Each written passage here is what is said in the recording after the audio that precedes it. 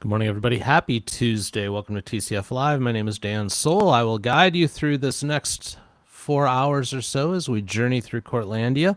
Let's get started with Judge McNally up in Michigan. Responsible or not responsible? Responsible or not responsible? I'm sorry? You're not responsible to impeding? That's all right. I just want to make sure you understand. Do you understand? Impeding traffic is a 0-point violation. It won't get reported to the Secretary of State. Is that what you want to do? To the charge of impeding traffic, how do you plead? Responsible or not responsible? I'll accept the plea, dismiss the speed, first offense, fines cost $150, and go down the hall and take care of that, and you're all set. Good luck. Christina Ortiz, 26T647867. Your name? Christina Ortiz? You're going to plead to impeding, right? Yes, sir. To that charge, and then with the speeding to be dismissed, correct? Yes, sir. To that charge, responsible or not responsible? I'll accept your plea. You got one little prior here. 160 is your total. Speed's dismissed. Right down the end of the hall to the cashier. Hope you had a nice time on your cruise, Oh, because I know that was. Good luck. Ginger Green, 26T647982. Your name, ma'am? Ginger Green? All right, so you are going to plead responsible to impeding, right? You're gonna be careful. There's 2 tickets in a couple months, right? Or you didn't get a ticket, but they found you at fault in the accident, true? Yes. Well, it was icy roads and I pressed the brake and I slid into the back of their bus. The charge impeding traffic, responsible or not responsible? Responsible. Please accepted. 160, cashier into the hall to your right, and you're all set. Thank you. Speeds dismissed. Good luck. Malat. People against Bradley, Jacob Malat, 25W838-481.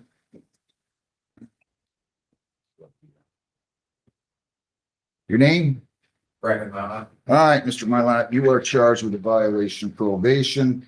You have multiple counts here. I'm going to go ahead and arraign you, and I'll give you an attorney if you would like one. It is alleged that you did fail to attend. First of all, let me indicate for the record, I sentenced you back on June 25th of this past year, 25. And the charge was retail fraud. I took it under section 771.1, meaning that the conviction was entered, but you would have the opportunity to keep it off your record if you were compliant.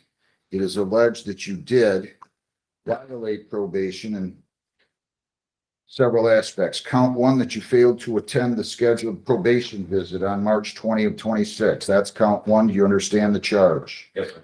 Count 2, that you failed to attend the court work program on January 24 of 26. You understand the charge? Yes, sir. Count 3, that you failed to attend the positive strategies program with 4-week follow-up. Do you understand the charge? Yes. Count 4, that you failed to pay your fines and costs as ordered, as you were supposed to in the timetable that I gave you. Do you understand that charge? Yes, sir. You plead guilty. If you're found guilty, you have 2 prior technical violations. Your probation could be revoked. You could be incarcerated for 90 days, and you could have your 771 status revoked, meaning the conviction could enter. You understand that? Yes, sir. And did you sign, read, and understand this advice of rights form? I did. If you plead guilty at any time, you'll be giving up all those rights, and we're not going to have a hearing. Do you understand that? Yes, sir. You have the right to an attorney. If you would like one, I will give you one. Speak one. I'll enter a not guilty plea for you. I'll give you a lawyer. You can go down the hall. Actually, you can just go out and sit in the hall. We will take the file out. We will give it to a lawyer, and then you'll come back in front of me. Any questions? No. Okay, good luck.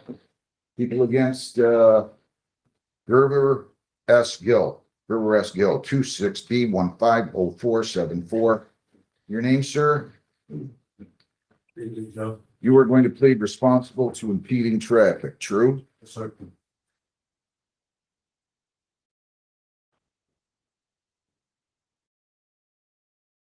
You got to be careful.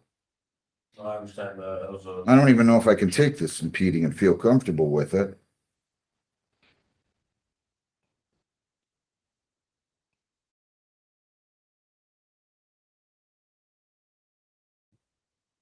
The crash that you had in 2020, where was that at? What court? You gotta come and throw your gum in the garbage there, please.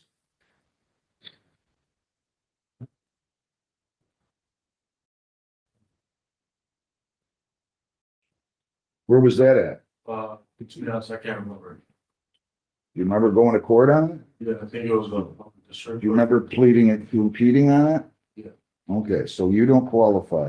So I can do one of two things. I can send you back to the city attorney, I'm sorry, back to the department rep. I'll do that. I don't have a problem if he reduces it. This is a 3-pointer.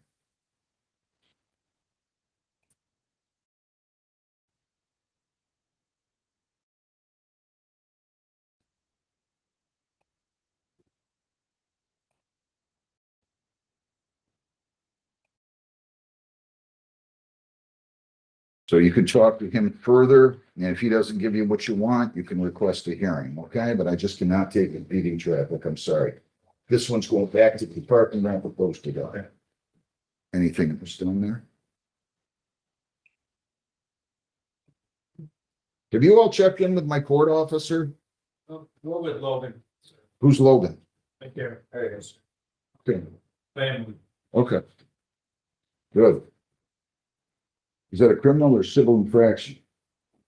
What's your last name? Sir, what is your last name? Davis, Your Honor. Logan Davis? Yes, sir. What's he on the docket? Can you tell me?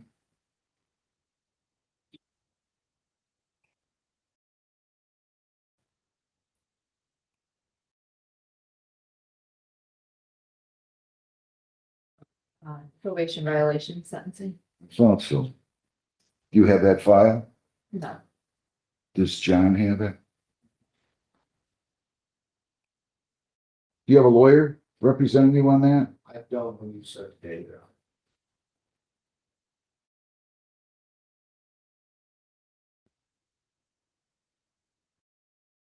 I have it here. Okay.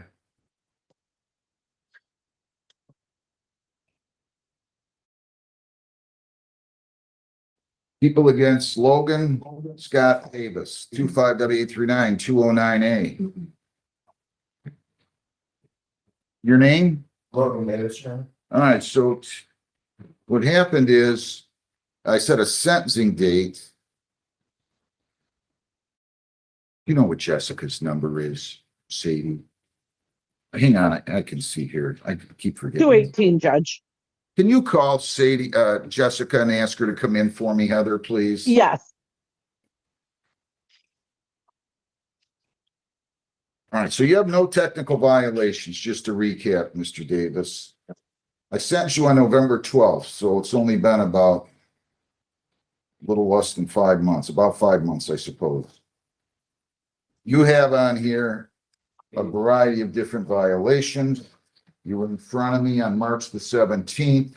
You pled guilty to failure to pay your fines and costs as ordered, failure to provide proof of completing 24 hours of community service, failing to provide proof of attending AANA twice weekly, and failing to provide proof of attending and completing outpatient treatment.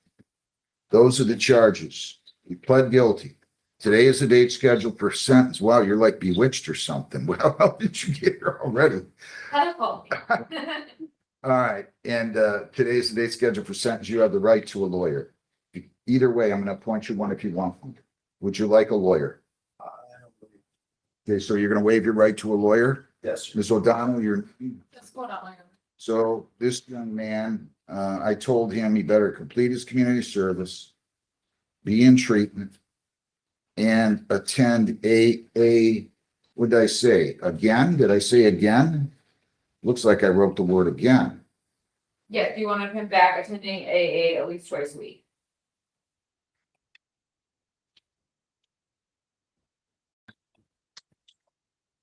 When did he stop going to AA twice? So you wanted him to now provide. Provided proof now? I'm hoping he has it in his hand right here.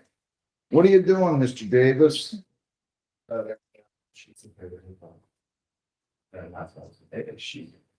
right, perfect. So this is proof of AA. Is this supposed to be proof of community service? So this is for community service group. It's not on You letterhead. gotta get it on letterhead. Who told you to do that? They, Where'd you do it at? Jackson Interfaith Community Shelter. This is that there is a name and a contact number. Let me see You it. can always call. Let me see it. Mr. Davis. Why?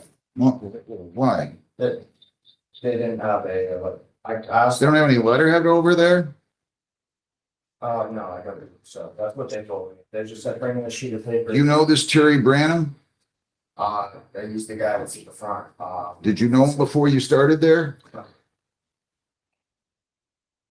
Why aren't you taking this seriously? I am trying my best. Have you gotten an outpatient treatment? Yes, John. I've emailed, through, I'm sorry, I didn't send that over to Jessica. Probably should have, but Where? it's in Ewan County. I think it's Ewan County, community health, I believe. Can I see the screening? I remember you. This was a bad reckless driving, wasn't it? There wasn't an accident in this case, Your Honor. Was or wasn't? There was not an accident on this case. Oh, somehow this got reduced, huh? Oh, it was a low breathalyzer.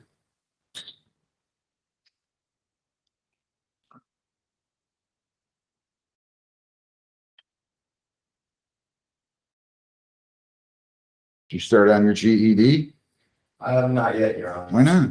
Uh, You're not taking me very seriously. I'm trying to take, This is 5 months ago I told you to do this. I understand. You don't, we don't have forever for you to be placed on probation. Do you understand? Yes, sir. Your lawyer did a good job on this and he convinced the prosecutor. I think he filed a motion. I don't remember what happened here, but to say you got lucky is an understatement. I apologize.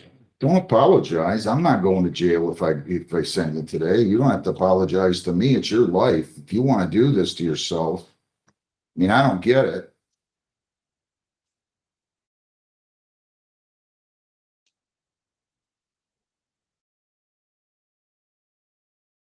You're laid off. I'm currently in care. Where? I work at, Scare Force Spa. How long were you laid off? I was laid off for a period of, I believe, about 6 months. So what were you doing then? Were you collecting unemployment? I attempted to, but I couldn't. Why weren't you working? I'm serious as a heart attack. You're 23 or 4 now. I mean, you can go through life not working if you want. A lot of people do it. They seem to be able to eat. I don't know how. I really don't, but I just didn't have a license around it, and that it just snowballed and, why didn't you have a license? yeah, they're suspended, I believe. But, Your license was suspended as a result of the 2020 conviction. You have a valid license. I know you got suspended after the reckless, but the reckless, you took a plea on back on October 29th. yes. I got laid off in about August. So it was about a period of a month. I thought I was going to go back to work, but I just didn't want to be out. There's no word for me. Can you give me some good news on him? He's showing up for testing. This testing's negative. Did he do any AA after the offense date before I ordered him to or told him he was going to have to after I took the plea on the probation violation on March 17th? So do we have any evidence he did any AA or NA between November and March 17th?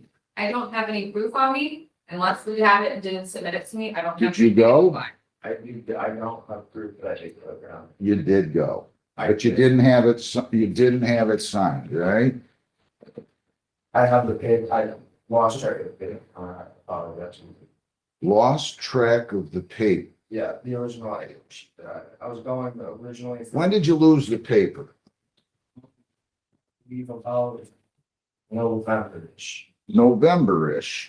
Well, if you lost the paper in November-ish, why didn't you go between November and March? Didn't have a way to make it to a ground. I didn't. It's getting worse. I'm shocked that you didn't take me seriously. I must have done a poor job. Can you hand this back to him, please? Or back to Jessica?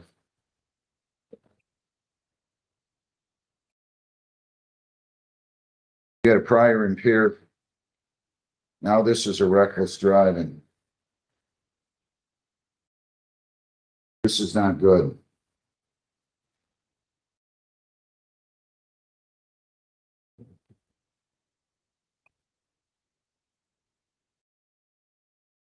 It isn't only the fact that you had several violations, the 4 violations here. It's that you just didn't take this seriously at all. You know, I applied with everything and after I was going to get a license and I don't think. I do. I can't solve your problems for you. I understand. You got yourself into this predicament. You don't get to blow off court orders. I don't care if you have to take a bicycle there. I don't care if you have to walk there. I'm sorry.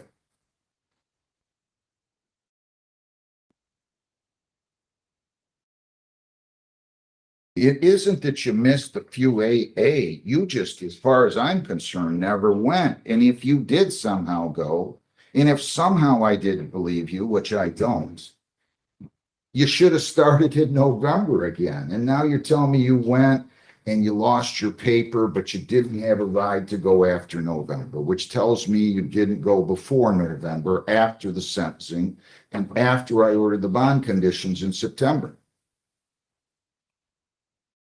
I'll tell you what, we're not going to get along very well, you and me. I apologize. Don't apologize to me. You don't have to apologize to me. I just don't like the total lack of compliance here. And that's what we have. You didn't get an outpatient. You didn't do your AA. You didn't do anything. Now you do your community service. I've done all of that now. I know you have. I saw it. If that's valid, I want you to confirm that.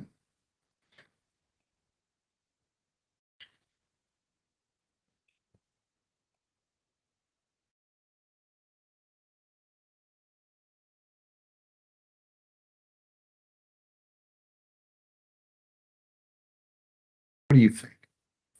Again, I think he's, putting things off. He gave me a call, I believe, last week, maybe the week prior, for the number to call to get treatment. Again, something he should have done a lot sooner than that. Again, something I told him right after his hearing, he should have done within the next couple of days after that.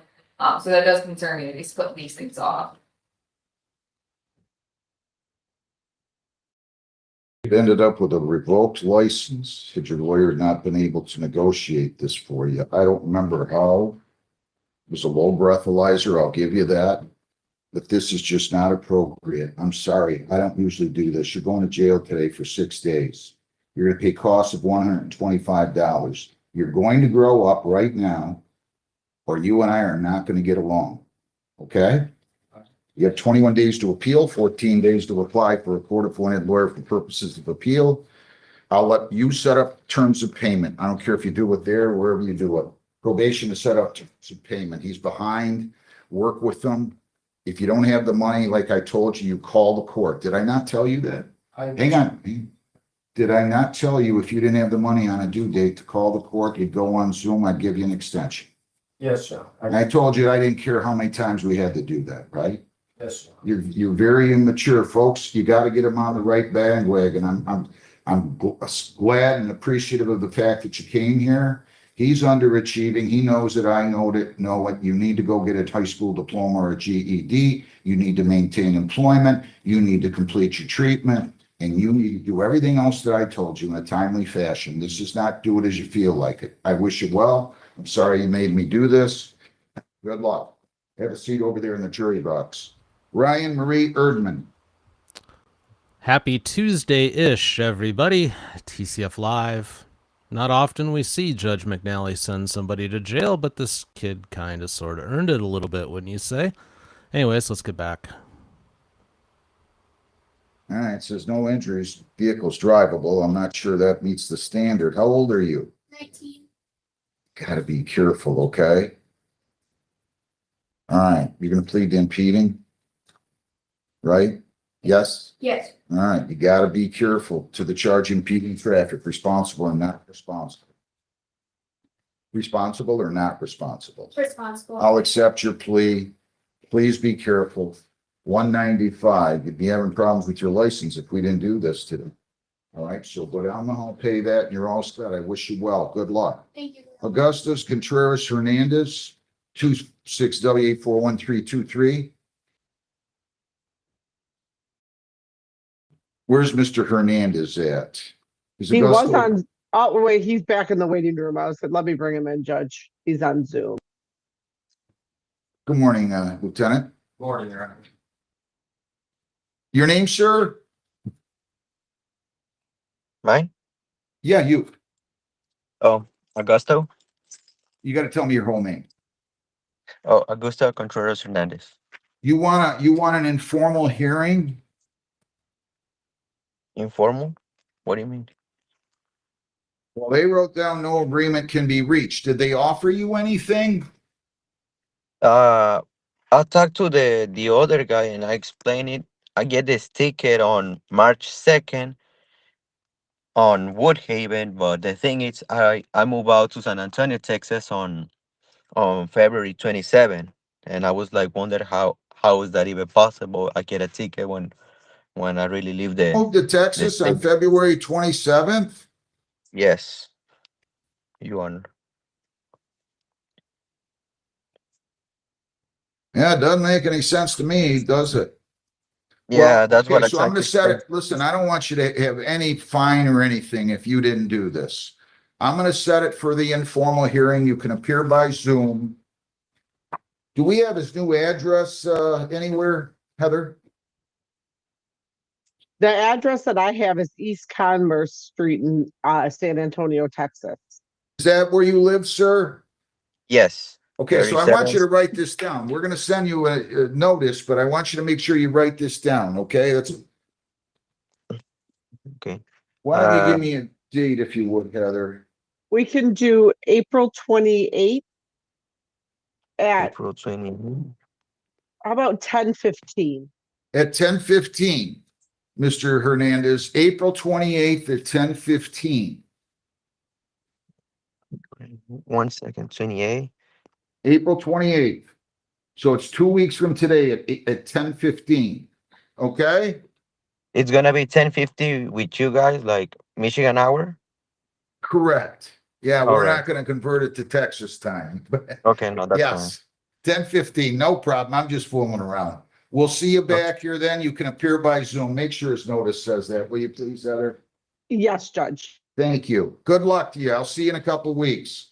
See you in a couple with you, Honor. Appreciate it a lot. Thank you. I think we're good, Ray. How you doing? Right? Want me to introduce Thank you, Your Honor. I appreciate it a lot. Have a Have a great good one. day. Robin Bearden. Robin Ray Bearden, 260-647-990. Good luck, Mr. Hernandez. Yes. Thank you, sir. You're welcome. Good morning, ma'am. Your name? You sent us a letter. Oh, you were going to admit responsibility. Speeding. All right. Well, they gave you impeding. You don't want to admit responsibility to speeding now, do you? To the charge of impeding, responsible or not responsible? Okay, I'll accept your plea.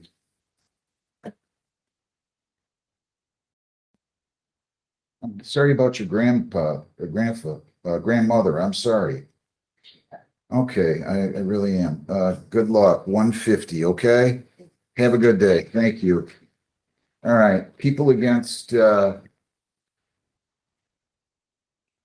Kaylin Elizabeth Berich, 260-648-140. Good morning. Your name? Good morning, Kaylin Elizabeth Berich. How you doing today? Good? Doing pretty good. So Heather, did she go into default or? Yes, she did. She didn't, or did you pay it first? What happened? I paid it because I hadn't gotten the notice yet and I just didn't want to get in trouble for not. All right, so we're gonna, did she file a request to withdraw admission? I do not know. I see I she's, don't- see one, Judge. I see that she paid it, but then we turned around and scheduled it. Yeah, So that's they- fine. it I looks like just they may need to have make dropped. sure, I just need to make sure this conviction is set aside, okay? Because it's on our Okay. record and we don't want that. So, now you met with the department rep, you're going to plead to impeding traffic, correct? Yes, sir. To that charge, responsible and not responsible. Responsible. 150 is your total. You can apply the bond, you go down and pay another $15 and you're all set. We'll remove that conviction, okay? Thank you, Your Honor. Thank you. You too, thank you. Courtney Nash. Courtney Isabel Nash. 26T647879. Good morning, your name? You're gonna plead to impeding traffic, correct? To that charge, responsible or not responsible? Please accept it. You got a clean record. 150 is your total. Just be careful, okay? Cashier end of the hall to your right. Good luck. Officer Harvey, good morning. Stephen Marquis Price. 26F245915. Morning, Mr. Price. Good morning, Your Honor. How are you? Good. All right, so you're gonna plead to impeding, right? Yes, I'm completely responsible. All right. To the charge of impeding traffic, responsible or not responsible? Responsible. All right, I'm gonna accept the plea. 155, cashier end of the hall to your right, and you're all set. Have a good day. Thank you.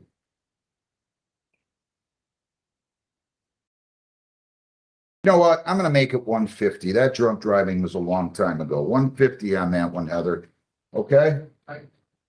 Okay. Custody, 6 days. Scott Joseph Duty, 26F245902.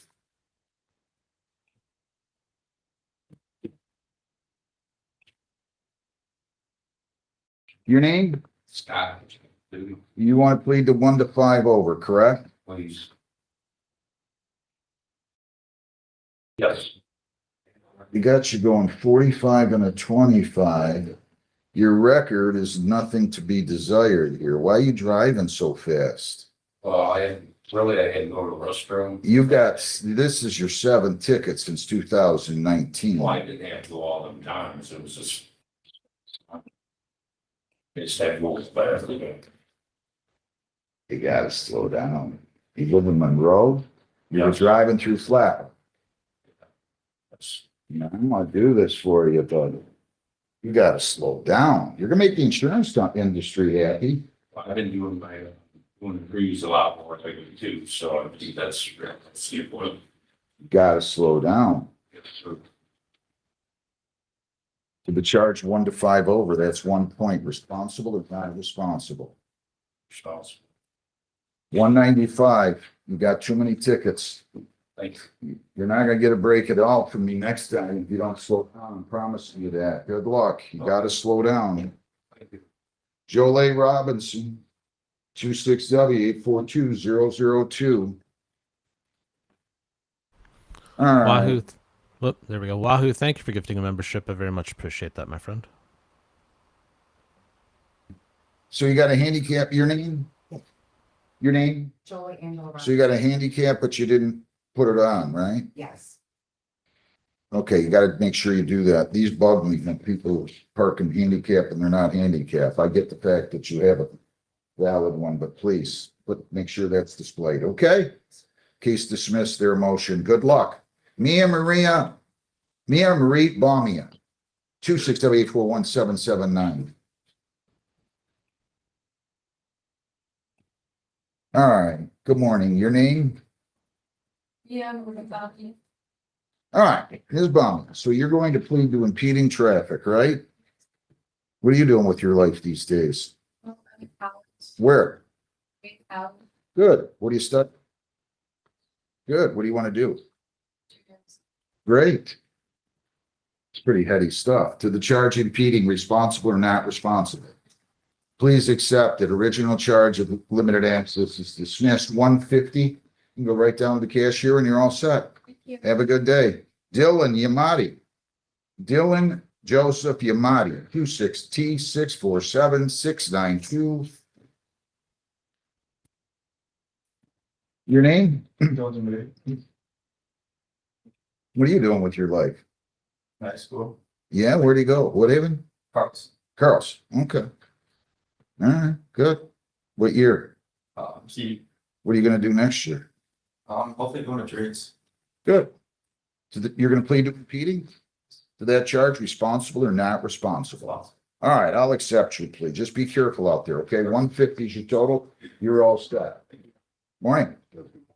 Landon Anthony Leone, 260-647-193. Mr. Leone, your name. Landon, What are you doing? I'm in high school right now. Trenton? Yeah, What are you studying? I mean, what are you gonna do? Are you a senior or junior? I'm a senior. What are you gonna do next year? I'm about to play hockey next year somewhere, hopefully. Okay. Eventually go with college for hockey. Good. We'll be rooting for you. You're gonna plead to impeding? Yes, man. I love all these kids. I get more of these notes on vacation. Spring break, right? Yeah. You behaved yourself, right? Yeah. You stayed out of trouble, right? You charge impeding responsible or not responsible? It's fine. Please accept it. Good luck to you, young man. Thank you. Original charge to Smith, 150. Katie Dunn. You're all set. Have a good day. Katie Elizabeth Dunn, 260-648-003. All right, ma'am, you can come up here. Tell me your name. How are you? Your name? That's a good Irish name. To the charge impeding, responsible or not responsible? I'll accept the plea. 160 is your total. You got one on there. You're all set. Cash, you run to the hall to your right. Good luck. Donovan Giovanni Foster. Oh, Porter. I'm sorry. Donovan Giovanni Porter. 26B150645. Sir, your name? John, did you look at that, bonus? I'm with Gill on board. What's going on with you, Mr. Porter? Was hoping to plead to impeding traffic as well as the payment plan, sir, Your Honor. Okay, no problem. What are you doing with your life? I am currently a server over at Bob Evans, but I just got into the union, so. Good, good. To the charge impeding, responsible or not responsible? Responsible, Your Honor. All right, I'm gonna accept your plea. Just check something here. 150 is your total. When can you pay this? I could pay next week. I'll just give you 2 weeks from today. Is that enough? That is more than enough. April 28th, okay? If you need more time, call the court. We'll go on Zoom. I'll give you an extension, okay? Thank you. John, wherever Brownstown is.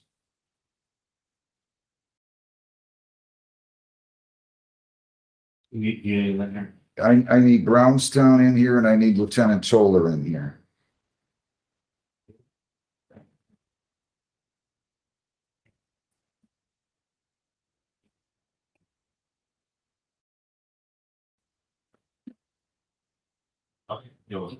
Mr. Gill? No, stay there. I'm gonna just give Brownstown rep your, I neglected to do that. We've been running around here. So have a seat and I'll be right with you. I'm gonna tell him what to do. And I need Lieutenant Toller. Alexander Vasquez. 26W842032. You guys, you can come up this way. Right through there. There you go.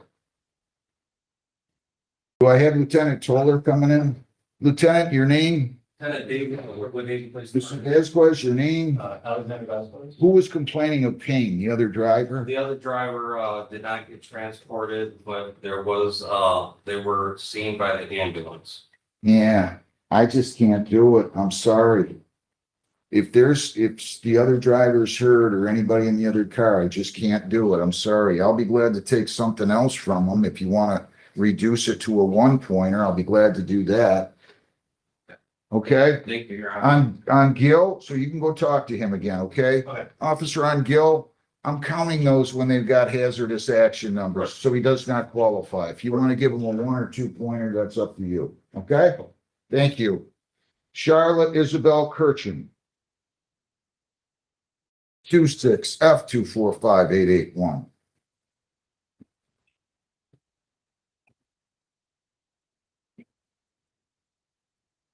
Your name? Are you all right?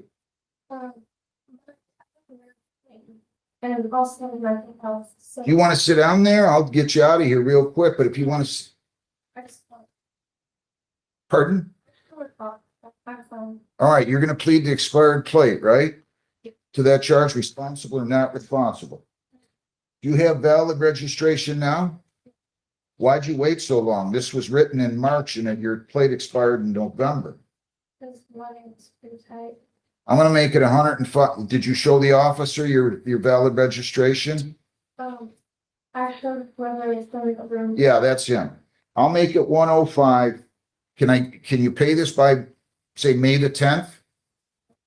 May the 10th. And if you don't have the money, Mom, she's gonna call the court. She and I are gonna go on Zoom on or before any due date. Or she can come in here on or before the due date, 8:30, and ask for an extension. I'll be glad to do that anytime for you. I don't care how many times we have to do that, okay? You understand what? Pardon? Oh, it said she was requesting time to pay. Okay, all right.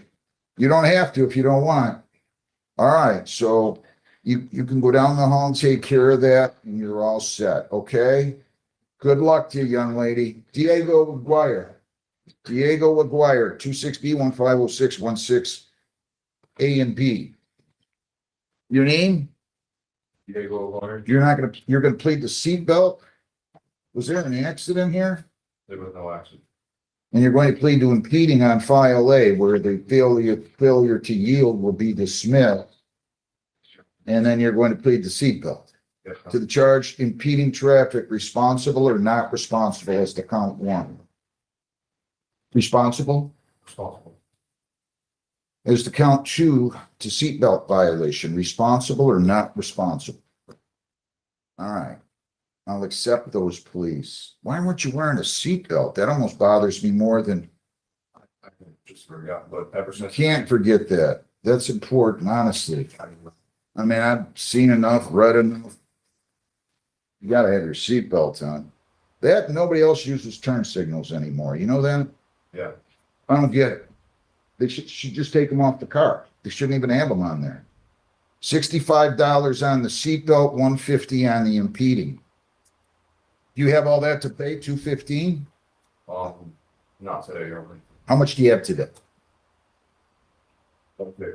All right, you pay the seatbelt now, that's 65. I'll have you pay 85 now on the failure to yield. And how much time do you need? Can you pay the rest by April 28th? 2 weeks from today. Yes. You'll only owe 65 after you make those payments today. Okay. Can you do that? If you need more time, come talk to me, okay?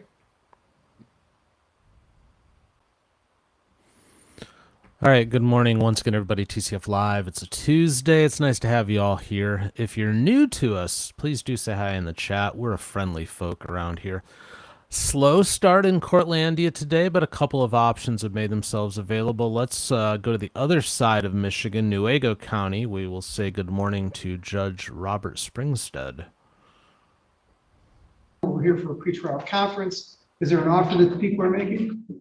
Your Honor, there is an offer on the table that would lead to a delay of sentence, but unfortunately, Mr. Ross has not been able to proffer any funds, and I believe he's going to enter a plea as charged. However, I know that the office and I will be nimble if before sentencing any funds are received, if your court, if your honor would consider that. But at this point, there's nothing available. What do you believe his arrears to be? As of March 30th, or excuse me, as of April 9th, they are $20,324.99. Last payment was made $100 April 3rd on 25. Before that, September 11th, 24. All right. So in terms of being nimble, generally what would you be thinking if he came up with some money before sentencing? Your Honor, if he were able to reduce the amount to 15,000, that would be great. And also the people would be willing to stipulate to a PR bond if he posted that bond, and to convert that bond to child support. And I think the theory of the office is he probably would do everything he can to get out of jail, post that bond, and then convert it to child support.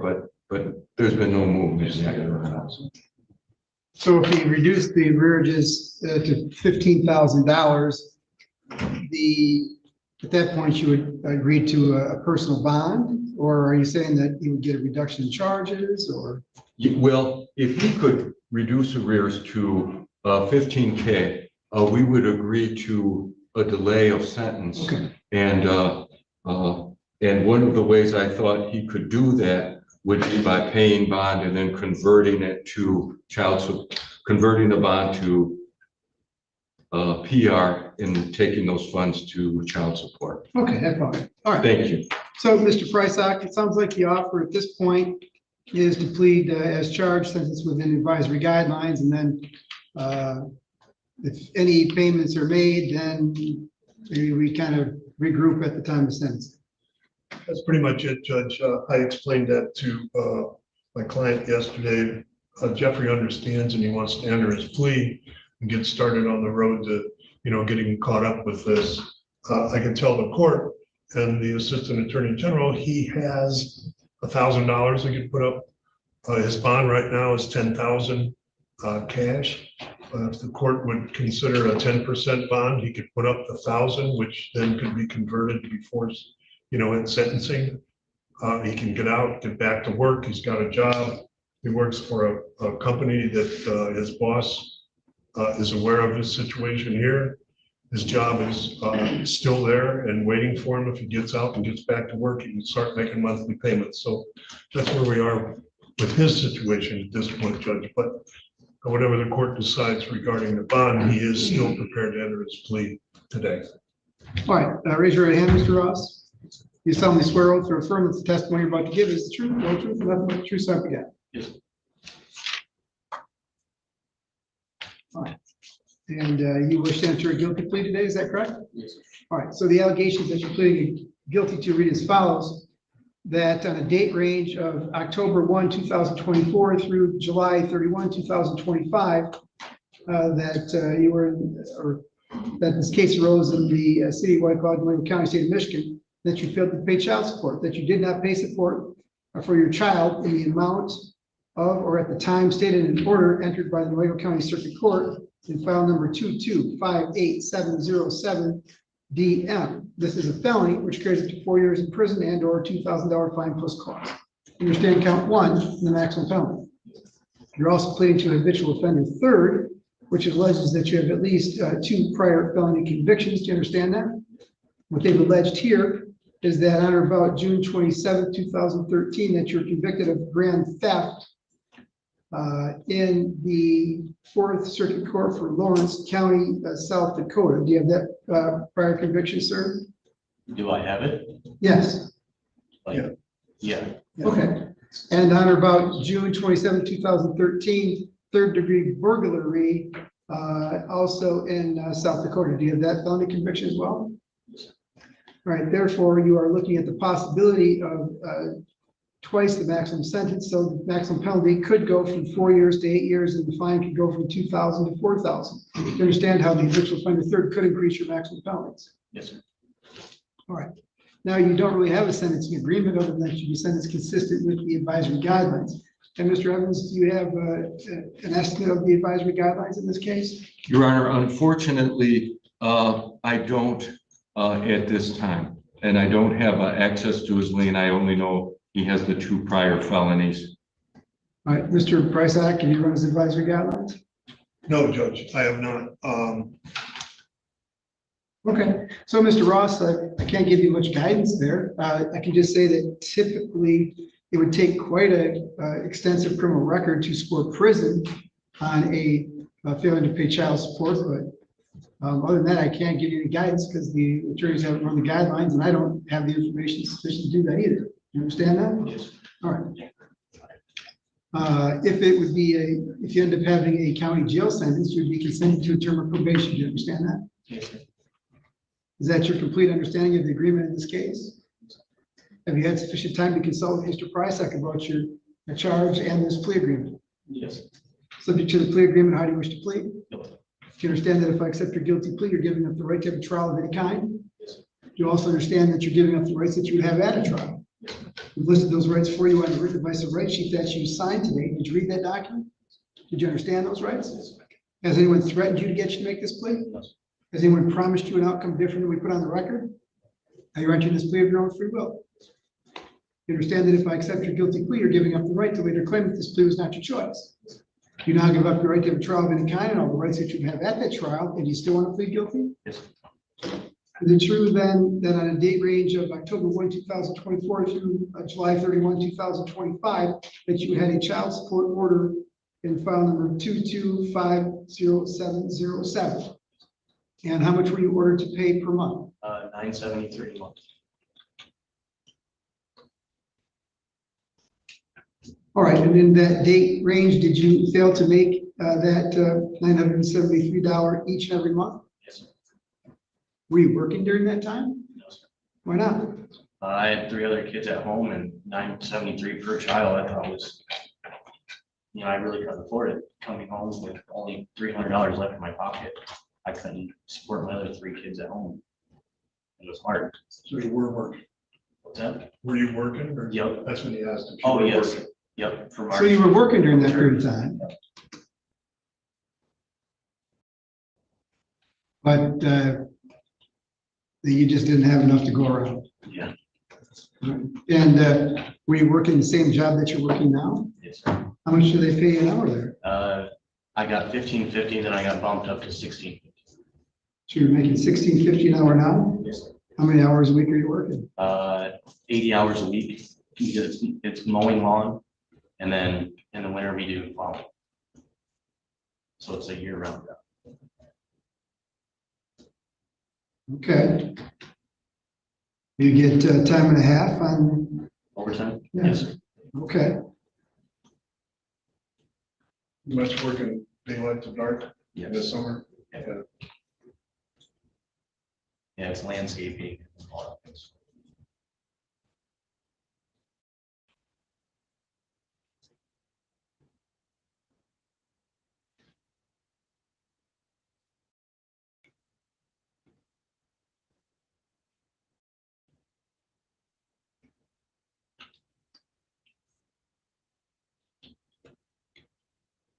Well, so just doing some quick math, you're working 80 hours a week, your gross would be about $1,700 a week. I mean, then you have taxes and other stuff like that, but certainly there was enough to pay $900 a month. Per child, I had 2. So it was $973 and $973. That's quite a bit. Okay, so you have 2 support orders? What's that? You have 2 support orders? Yep, that they were making me pay, and then they got down to 1 of $973. Turner, in this case, and I don't know the entire history, it's currently set at 477, and I don't know what it might be on another child in another county. Do you have 2 child support orders then? I do, 2 different counties? I do. Okay.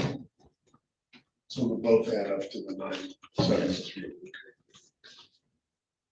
That seems 477, 470, Okay. or something. So you're back to my point. It's $977 per month, but you're making $1,700 a week gross. There was enough money to pay both of these orders if you chose to make it a priority. Right, but shouldn't it have been taken out of my check automatically though, instead of me doing it? But that's how it works. Well, if they have an order, I mean. Well, your employer doesn't owe the money, you owe the money. Right, it was taken out of my check though. I called my caseworker right upstairs numerous times about it. So where'd the money go? Should went here.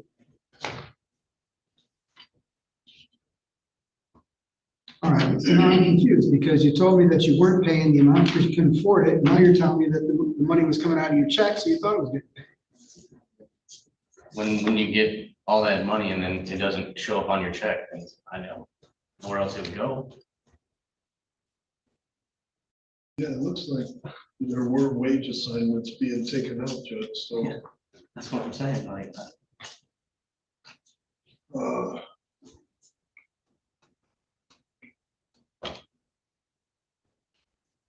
This goes back to 2022 to 2025.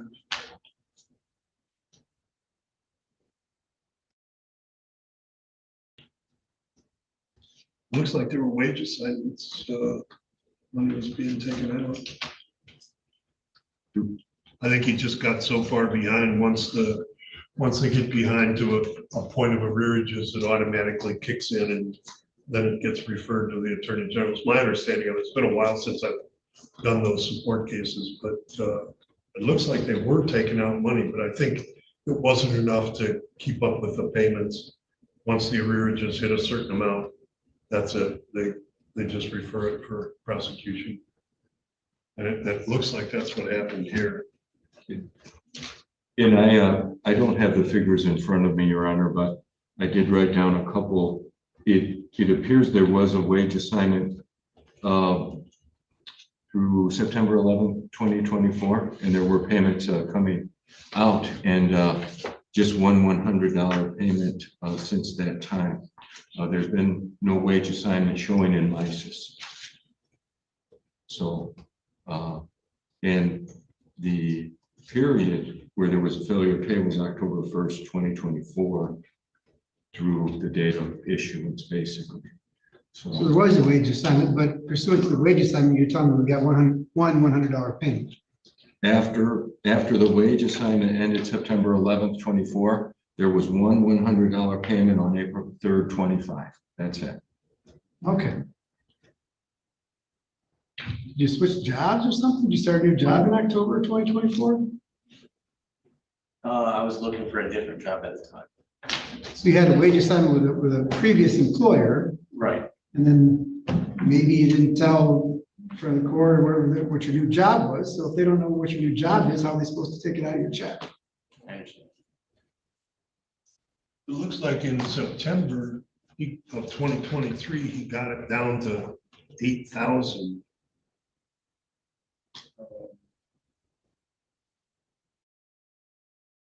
All right, so let me just circle back. So the date range is October 1 of 2024 through July 31, 2025. Your total support order for this case, another case, was $970. In this case, it was $400 and some dollars. During that time frame, did you fail to make the $470 some payment? Okay. And during that time frame, there was no wage assignment with your new employer, correct? Right. Okay. All right. Are the attorneys aware of any promises, threats, or inducements which have not been stated on the record? No, Your Honor. Is he competent to enter this plea? You know what? I'm sorry, didn't hear that. Is he competent to enter the plea? I believe he is, Your Honor. He is, Judge. Is the court comply with MCR 6.302? It appears it has, Your Honor. Court has. All right, the court finds the plea to be knowing, understanding, voluntary, and accurate, and is referring to the probation department with preparation of pre-sentence investigation report. We'll set sentencing for May 26th at 3 o'clock. What do you think about the 10,000, 10%, Judge? Mr. Evans? Your Honor, I would be willing to give a 10% of that arrears a shot, if he's willing to put that up before sentencing. And alas, as the court knows, it can set bond in whatever amount it would like. The lowest I'm authorized to go is 10% of the arrears. Okay.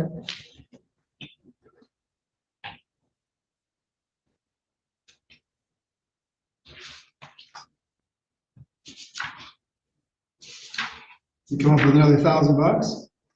That'd be difficult. Not gonna lie, I'd probably do 1,500. Because it's following Monday, sorry, if I do get out, this coming up new week, then I go back to work. I've been talking to my boss while I was in here, put money on the phone, talk to him and get straight back to work. How long have you been in jail? I've been in here 43 days.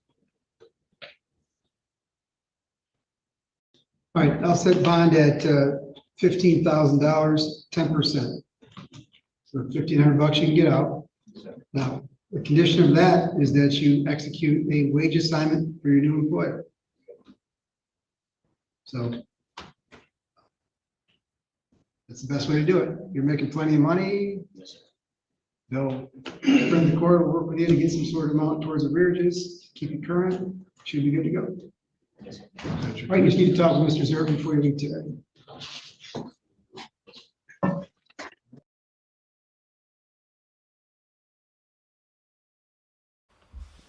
You know, friends, every time we watch one of these child support cases, I have very, very mixed feelings on the matter. Having paid child support back in the day with wife number one, I get that he is not doing his part. I can acknowledge that. Like when he said, well, why aren't they taking it out of my paycheck? Well, it's your responsibility to figure that stuff out and get it paid. That I'm cool with. But I will tell you, and I went through this in Michigan, so I'm familiar with their friend of the court system, which I've always said friend of the court is the friend of no one, except the court itself. They are not helpful. They are not responsive. They are not easy to work with, so that's a problem. And I will say this. I never have enjoyed the fact and appreciated the fact that child support is a one-way street as far as responsibility goes.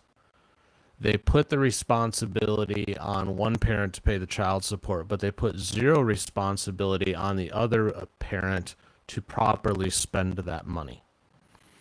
And I can tell you from my personal experience that a whole lot of my child support never went to my children. And that has bothered me to no end, even to this day. Thousands upon thousands of dollars that my children never saw. So I take issue with the fact that the parent who is receiving the money, they need to have some level of responsibility. There needs to be some form of accounting for how that money is spent. And there are modern ways to do that. I mean, put it on a card that can only be used for certain things. We can do that now. We do that sort of thing all the time. But that doesn't happen. So every time we see these, I have feelings myself. You can tell me what you think in the chat.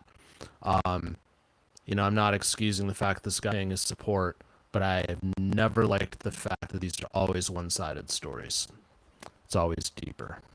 Anywho, my little rant over with. I get passionate when I see these things. Let's go to Miami-Dade. Let's check in on Judge Grumpy Pants. To have stepped out for a second. All right, let's do this. Let's go Pontiac, Michigan. Judge Bowie. Let's go there. Jason Lewis, appearance to the record. Good morning, Your Honor. Laura Kamash on behalf of the people. Board on behalf of Mr. Lewis. Good morning. Please state your name for the record. Dallas Lewis. We're here for pre-trial. How we proceeding? Your Honor, Mr. Lewis would be amenable to tendering a plea of no contest, giving him time served. He's been in the county jail since November, and he was arraigned on this matter in January.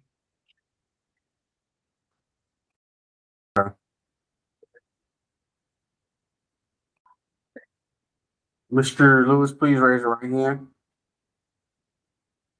Do you swear or affirm subject to the pains and penalties of perjury, testimony you give this court be the truth, the whole truth, and nothing but truth? Yes, sir. You have a right to a trial by jury in this matter. Do you understand? Yes, sir. Jury be composed of 7 residents that reside in the city of Pontiac, randomly selected by your attorney and the prosecutor through a process called voir dire. Do you understand? Yes, sir. At the end of that process, the prosecution's burden of proving you guilty beyond a reasonable doubt. Do you understand? Yes, sir. At trial, you have a Fifth Amendment right to remain silent. You don't have to testify. You don't have to present defense. Your silence at trial cannot be used as guilt against you. Yes, sir. You understand? But at the end of the trial, you may testify, you may waive defense, but you're not required and nobody can force you. Do you understand? Yes, sir. At the end of the trial, we'll dismiss one juror. 6 are going to deliberate. They must return a unanimous verdict of guilty or not guilty. Do you understand? Yes, sir. If they fail to do so, this court will declare a mistrial, at which time the prosecution will try the case again or may choose not to. Do you understand? Yes, sir. You have a right to see, hear, and question all witnesses in open court against you. Do you understand? Yes, sir. And if you wish to have witnesses come testify in behalf of your defense at trial, the court will sign subpoenas to order the appearance of your witnesses. Do you understand? Yes, sir. Your Fifth Amendment right to remain silent at trial. Do you understand that right? Yes, sir. Any questions about it? No, sir. As you sit here now, you're still presumed innocent until proven guilty beyond a reasonable doubt. Do you understand? Yes, sir. All right. So you want to plead no contest in this matter. Has anyone promised you anything? Has anyone threatened you, or has anyone forced you to waive your right to go to trial? No, sir. Are you currently on probation or parole? No, sir. Are you a citizen of the United States of America? Yes, sir. All right. You're entering this no contest plea. You understand a no contest plea has the same effect as a guilty plea? Yes, sir. All right. And you're entering this no contest plea knowingly, intelligently, and voluntarily. You understand the consequences of what you're doing? Yes, sir. All right. Work. Ms. Kamaj, whatever you want to stipulate to. Yes, Your Honor. People stipulate to the Oakland County Sheriff's Office case report number 26001698 dated January 3rd, 2026. All right. Ms. Ward, do you stipulate? Stipulate, Yes. Ms. Ward. Yes. All right. So the court was satisfied with the police report serving as the factual basis for the no contest plea, and that it was entered into knowingly, intelligently, and voluntarily by Mr. Lewis. He understood the consequences of doing so. Does not disclose anyone on this record threatening him, promising him, or forcing him to waive his right to go to trial. So we'll enter a no contest plea as charged. If there's no objection, we can immediate sentence. I just need to know about restitution. Judge, I have no objection to immediate sentencing if the court wants to hold the issue of restitution open for 30 days, but I have no objection. Okay. Ms. Ward, No objection, Your Honor. anything on his behalf? Yes, Your Honor. Mr. Lewis is a very skilled and intelligent person, and through his life, he has actually done good things and helped the Sheriff's Department in many ways. Actually, they use one of his videos as a training video. He is, he's run into a couple of hiccups in his life. He's taken responsibility, and I'd ask the court to take all of that into consideration. Ms. Kamaj, on behalf of the people. Your Honor, I leave sentencing to your discretion. Mr. Lewis, you'd like to say anything before I impose sentence? Only that I apologize for my actions in the last proceeding. So. That's all. I think you've been in 93 days, so we'll give you 93 days. Credit for 93 days served. It'll run concurrent to whatever sentence you're in there on now. We'll leave the only thing I won't waive is restitution. We'll leave it open for 30 days. You may have to pay some restitution, but if it's not given to this court by May, we'll say May 15th, then restitution will be set at 0. Okay, Mr. Lewis? So, Yes, sir. you're all set. Do I just have somebody drop off at the Pontiac district, the money? Yeah, but we gotta make a determination of what the restitution is, because right now I don't know it, and Ms. Kamaj doesn't know, so she gotta figure that out. But I'm giving her 30 days to figure it out. Gotcha. Yes, sir. All right, yep, you'll know that amount. Thank you, Judge. Thank you, prosecutor. All right, Thank you're you. all set. Good day, everyone. So, thank you, Lynette. You're welcome. I'll sit.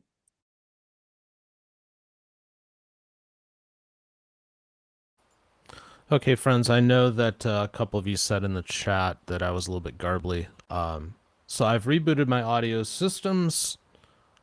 If that fixes it, cool. If it doesn't, then we're just going to have to make do until the show ends and soldier through. Okay, let's go to Judge Simpson.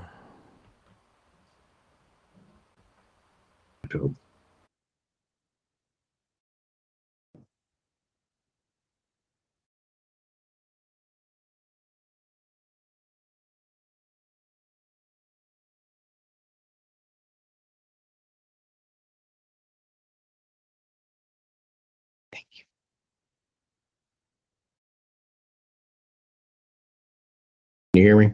Oh. Can you hear me? I can. Okay, very good. State your name, please. Yes. I, Donna Tope, for and by myself, come before this court to say that there is no basis for holding me in contempt of court. Ms. Tope, I'm going to cut you short. Okay. I'm going to just indicate that I read your response. While I don't necessarily agree with what's in there, I don't think it's going to be incumbent upon the court or upon you to further hold you to go ahead with the show cause at this juncture. The case has been dismissed. It's over. My understanding is that there was regrettably a foreclosure. The horses are now elsewhere. And so I'm no longer going to proceed. I'm going to dismiss the show cause without prejudice. So it could come back, but it's unlikely. Thank you. Thank you. All right. That's it. 14A stands in recess. And just that quick, that situation with Attorney Tope has been rectified, I suppose. Okie dokie, just that simple. Let's try Miami-Dade again. Looks like Judge Glazer is back.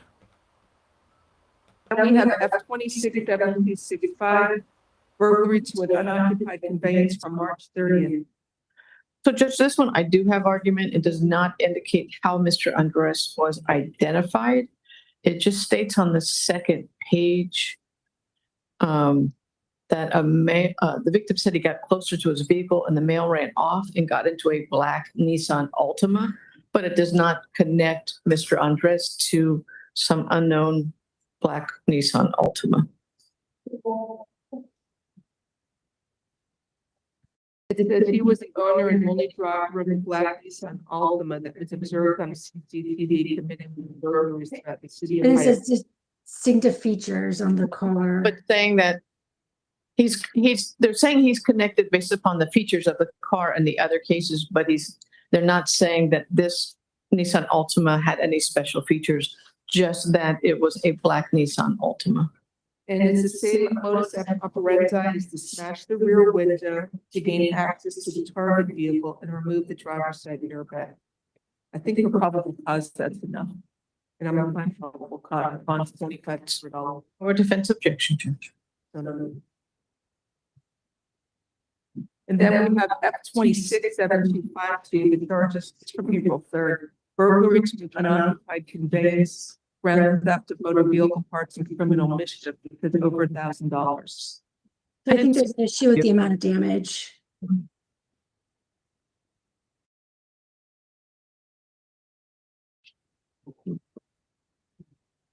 So count one, burglary is $2,500.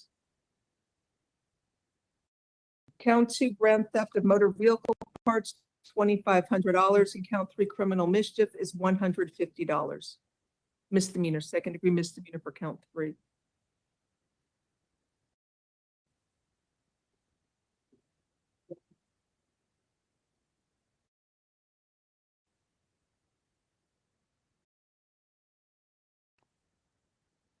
Then there's F-26-7250 from April 3rd, burglary to an unoccupied conveyance, grand theft, and criminal mischief.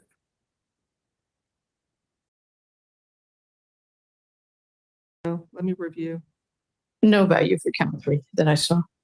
I agree. All right, I agree. Count 1 is $2,500, count 2 is $2,500, and count 3 is $150.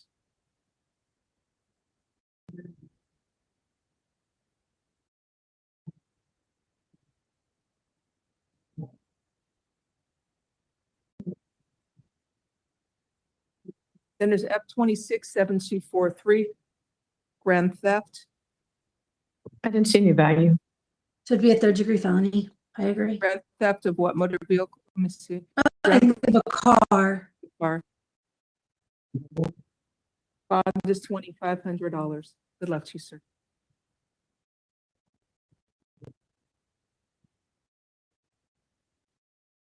That's it. Page 14 is.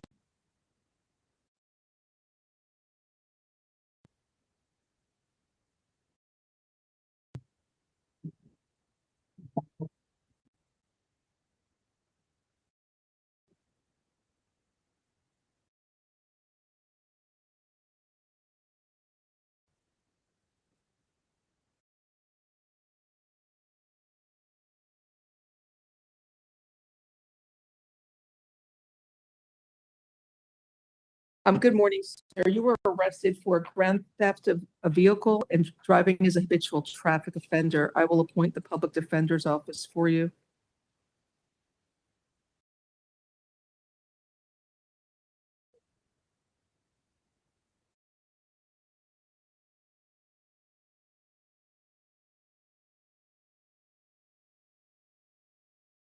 Probable cause for the charge of grand theft and third-degree felonies. That's not him? Or did he just want to leave? Ferguson? I believe so, Judge. Okay, 2,500 count 1 and $2,500 count 2.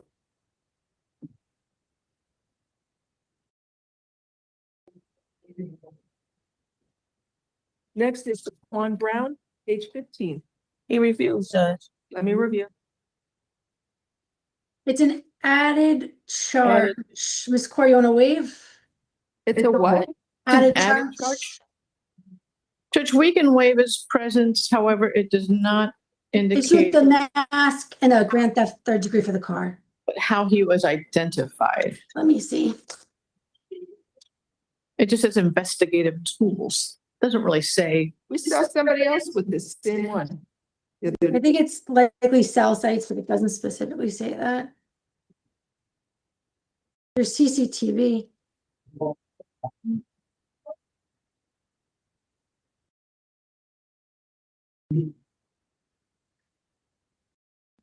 Because that's a probable cause for count 1 burglary to an occupied dwelling and grand theft for a vehicle as stated value. I'm setting a bond as follows. Count 1 will be $15,000. Count 2, grand theft of the vehicle is $5,000. Said NBC? Review. I'm sorry. God. Here.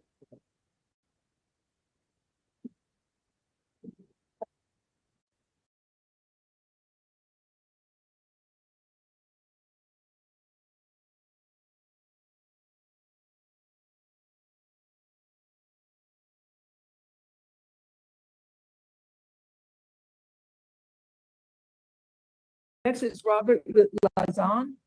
Spanish, please. Grand degree felony. Fraudulent use of personal identification, obtaining a vehicle by trick, obtaining credit by false statement. Bien, señor, usted está acusado de robo de mayor cuantía de un automóvil. También está acusado del uso fraudulento de identificaciones, obtener tarjeta de crédito e identificaciones. So this is from February 26th, where he's buying a car using somebody else's identification. Esto es de febrero 26, donde él estaba comprando un automóvil usando la identidad de otra persona. It's actually not a, what is it called? A Kubota compact loader he purchased Era un loader, un cargador lo que estaba comprando. for over $112,000 in the victim's name. Por más de $112,000 a nombre de la víctima. You are ordered to stay away from the Bowman Car Dealership at 11855 Southwest 152nd Street in Miami, Florida. Es ordenado mantenerse alejado de el concesionario Bowman que está ubicado en el 11855 Southwest 152 calle en Miami, Florida. Count one, grand theft is $15,000. Cargo 1, robo mayor cuantía, $15,000. Count two, fraudulent use of personal identification is $15,000. Cargo 2, uso fraudulento de identidad personal, $15,000. Count three, obtaining a vehicle by trick is $5,000. And count four, obtaining property by false credit, $500. El cargo 3, obteniendo propiedad por truco, es $5,000 y el otro cargo final son $500. Stay away, I'm sorry, plus a NEBIA requirement, you have to show the money used to post your bond is from a legitimate source of funds. Y también tiene el requisito de una nevia, lo cual significa que tiene que mostrar que el dinero usado para pagar la fianza viene de una fuente legal de ingreso. All right, good day, sir. Buen día, señor. Next on page 16 is David Gardner. He refused. NBC. You want to wait or no? Is he NBC or refusal? NBC. Okay. It's an added charge, I believe. This is for Mr. Gardner? Yeah, well, it was We'll out waive his house presence. at his monitor. You want me to reset it or waive? NBC. We can waive his presence. Appoint the public defender's office, waive presence, $2,000 bond count 1 and $500 bond count 2.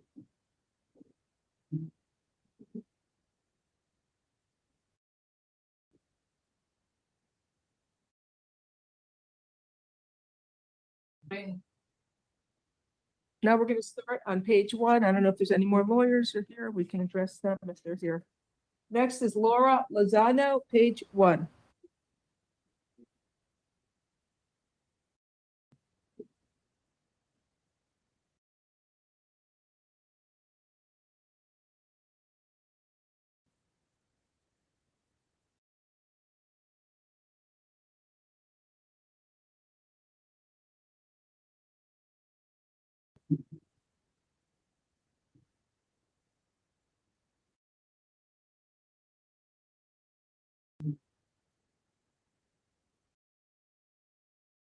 Good morning, ma'am. Do you speak English? Yes. Are you arrested for battery on a law enforcement officer, resisting an officer with violence, resisting an officer without violence, disorderly conduct? It's from the 12th. I will appoint a public, actually, can you afford a lawyer? Or no? I think my husband is working on getting one, but I don't know where he's at. All right, I'll appoint a public defender's office for you, subject to financial verification. Let me review. We saw the co-defendant yesterday. Yeah, I was gonna say, wasn't there somebody else here? on Yeah, this? he was arrested too. Didn't I give him an ROR or no? I think you may have, but this defendant. Oh, she this is the struck- wife he was trying to Yeah, protect. Okay, I yeah. got it. All right, ma'am, you are ordered to stay away from the Mangoes Tropical Cafe at 900 Ocean Drive in Miami Beach, Florida. You are not allowed to go to that location. You must stay away from there.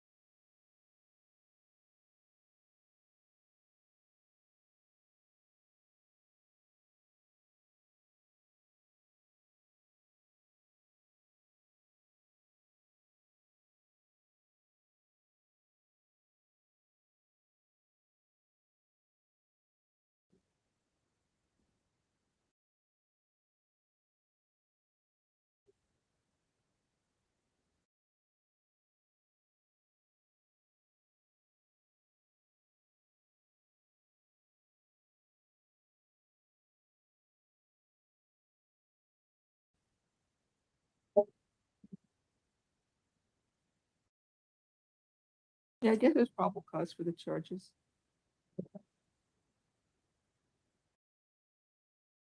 I'll set a bond. Count one back. Would you consider a decreased bond? Ms. Lozano has extensive injuries. She was taken to trauma from one hospital to another. She had to go to trauma. She has a fractured orbital floor, a nasal fracture, a brain contusion, other injuries. She's a mom of 4 children. And her husband was here yesterday, Judge. She has a what? She has a fractured orbital floor around the eye, Let's see her bruising. Okay. a Fracture. nasal fracture, a brain contusion, other injuries in her shoulder. She's the mother of 4 children. Her husband was here before Your Honor yesterday as a co-defendant. They were supposed to go back this morning, Judge, on a flight, but obviously she's missed that flight.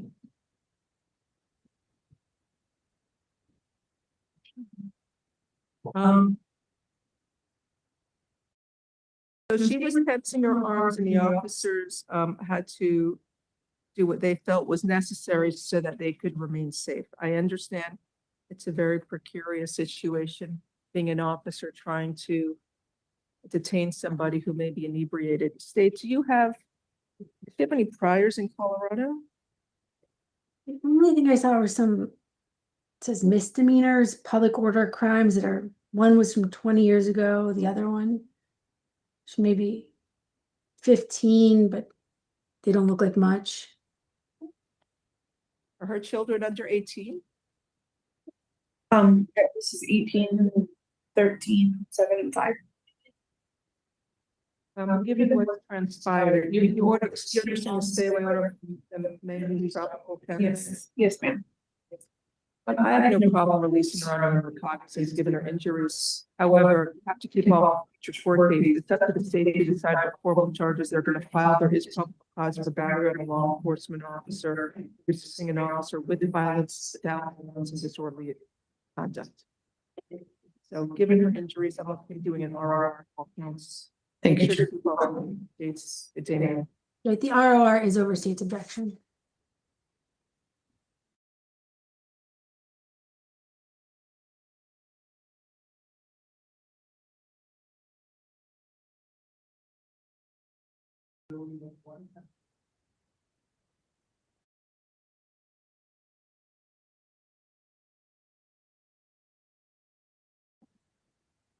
Next on page 1 is Nari Rath. Well, it's good to see that Judge Glazer's audio is struggling once again. My world is complete when that's the case. Let's stay in Florida, but let's see what's going on with Brantley Clark. Judge, at this time, Ms. Odom in case 234703 will admit having willfully violated the terms of her supervision by testing positive for a controlled substance for which she was not prescribed.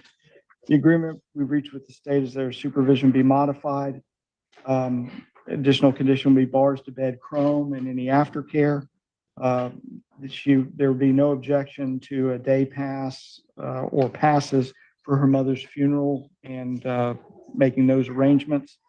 There's an additional $250 cost of prosecution for today's proceedings, and all prior conditions are reimposed to the extent they remain incomplete or modified by this sentence. That's the agreement with the state. I'm assuming that she at one time was Ms. Sada? Yes. Correct? Sada. Sada? Okay.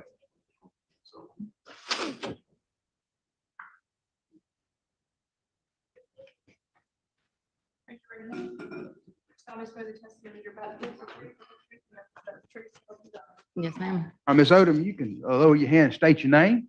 Amber Nicole Odom Sada. Ms. Odom, you heard the announcement, Mr. Meredith, is that correct? I need yes or no. Yes. All right. Is that your understanding of the agreement with the state? Yes. Has anybody promised you anything different? No. Are you under the influence of any drugs or alcohol this morning which would impair your ability to enter the agreement or understand any of its terms and conditions? No. I've been handed a violation of probation community control plea form. There's a signature of the defendant line. Is that yours? Yes. Have you had the opportunity to read that agreement? Yes. You had the opportunity to go over your violation with Mr. Meredith. Yes, Have you had sufficient time to speak with Ms. Meredith about your violation? yes, Are you satisfied with your lawyer's advice and counsel? absolutely. You understand that being under this plea, you're waiving your right to have an evidentiary hearing? Yes, You're waiving your right to require the state to prove the allegations against you? yes, You're waiving your right to have your attorney cross-examine the state's witnesses and contest their evidence? yes, You're waiving your right to present any defenses that you might have to the allegations? You're waiving your right to subpoena your own witnesses, come to court and testify on your behalf? yes, You're waiving your right to testify to remain silent at the evidentiary hearing, which would be a decision you'd have to make. yes, You're waiving your right to appeal anything but an illegal sentence. yes, Are you doing this for your own free will? yes, Ms. Odom, do you feel the admissions in your best interest? absolutely. You stipulated, or you put a basis on it. And Your Honor, she's to be on regular probation after she pleads from. All right, very good. All right, well, I'm gonna find there's a basis. I'm gonna find that Ms. Odom's admission was freely and voluntarily made after consultation with her attorney. I'm going to accept it. Was she adjudicated guilty already? All right, we're gonna withhold. Yes. Thank you. All right, I'll maintain the withhold of adjudication of guilt to the charge. Her probation is modified as follows. She will enter successfully complete the Chrome program and the aftercare program. That's a bars to bed program, which means you'll remain in the Bay County Jail until a bed becomes available with Chrome. Any violation of the jailhouse rules or the Chrome rules can serve as a basis for an affidavit of violation probation. I have no objection to you retaining a day pass for your mother's funeral and being able to give time to plan that. Once you're completed with the Chrome program, the aftercare program, you'll be on regular probation for the balance of your supervision time. All of the conditions that were imposed that have not been completed are reimposed. There's an additional $250 imposed today for the cost of the prosecution of violation of probation. If I left off anything.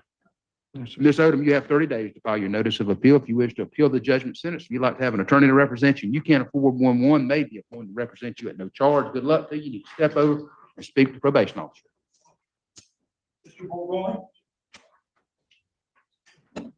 Judge, this is with Mr. Graham.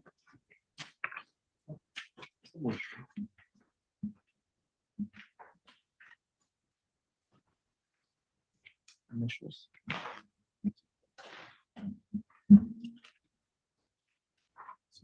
Oh, signature. Not the judge yet.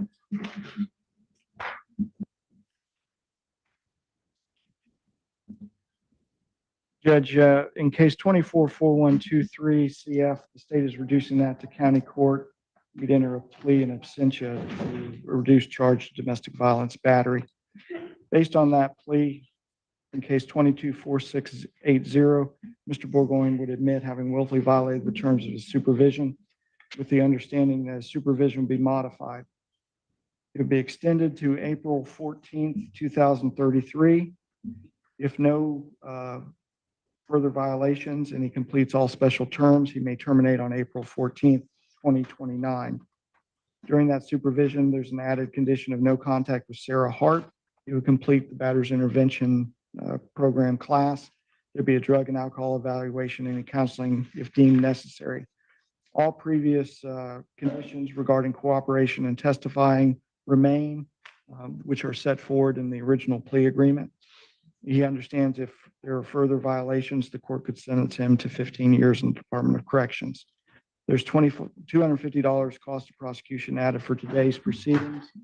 All prior conditions are reimposed to the extent they remain incomplete or modified by this sentence.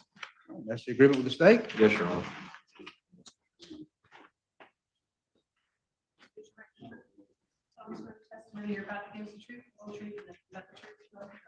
Yes, I do. Sir, you can lower your hand and state your name. Joseph Burgoyne? Mr. Bourgoin, you heard the announcement of Mr. Meredith, is that correct? Yes, sir. Is that your understanding of the agreement with the state? Yes. Has anybody promised you anything different? No, sir. Are you under the influence of any drugs or alcohol this morning which would impair your ability to enter the agreement or understand any of its terms and conditions? No, sir. I've been handed a violation of probation community control plea form. There's a signature of the defendant line. Is that yours? Yes, sir. Have you had the chance to read that agreement? Yes, I have. You had a chance to go over your case with Mr. Meredith? Yes, sir. You had sufficient time to speak with Mr. Meredith, and that's about the violation of probation and the battery charge. Yes, sir. Are you satisfied with your lawyer's advice and counsel? Yes, I am. You understand that by entering the admission, you're waiving your right to have an evidentiary hearing. By pleading to the battery, you're waiving your right to have a trial. Yes, sir. You're waiving your right to require the state prove the allegations against you. Yes. You're waiving your right to have your attorney cross-examine the state's witnesses and contest their evidence. Yes, sir. You're waiving your right to present any defenses that you might have to the allegations. Yes. You're waiving your right to subpoena your own witnesses, come to court and testify on your behalf. Yes, sir. Waiving your right to testify to remain silent at the trial and at the evidentiary hearing, that would be your decision to make. Yes. You're waiving your right to appeal anything but an illegal sentence. Yes, sir. You doing this of your own free will? Yes, I am. We're going to, you feel this plea is in your best interest? Yes, it is. I am going to accept the pleas. I'm going to find there's a basis for the admission based on this plea to the battery. I am going to modify his probation as follows. I'll extend to April 14th, 2033. If there are no violations and he completes the special terms, he may terminate on April 14th, 2029. He's to have no contact with Sarah Hart. He's to complete the batter's intervention classes. He must undergo a drug and alcohol evaluation and follow all counseling if direct.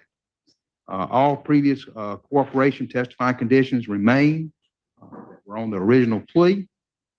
Of course, you understand if there's any further violations that your exposure is 15 years in the Florida Department of Corrections. Yes, sir. Have I left off anything? No, Your Honor. Sir, you have 30 days to file your notice of appeal. If you wish to appeal this judgment sentence, you'd like to have an attorney to represent you, you can't afford one may be appointed to represent you at no charge. Good luck to you, sir. You need to step over and speak to the probation officer. Thank you, sir.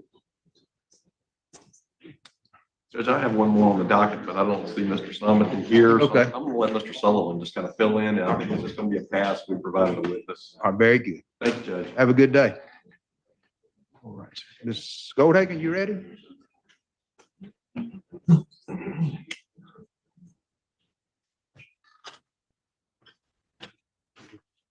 morning, Your Honor. Good morning.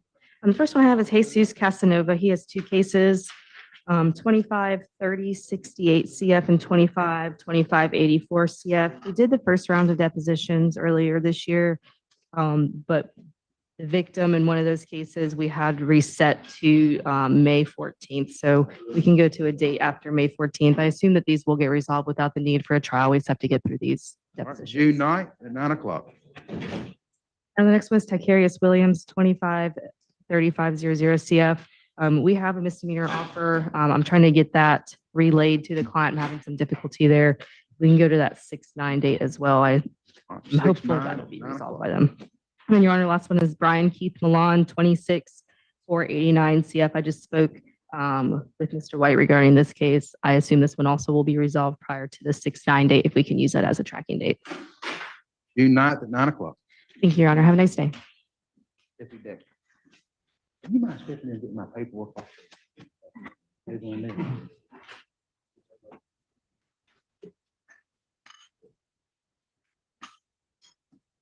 Mr. Turner?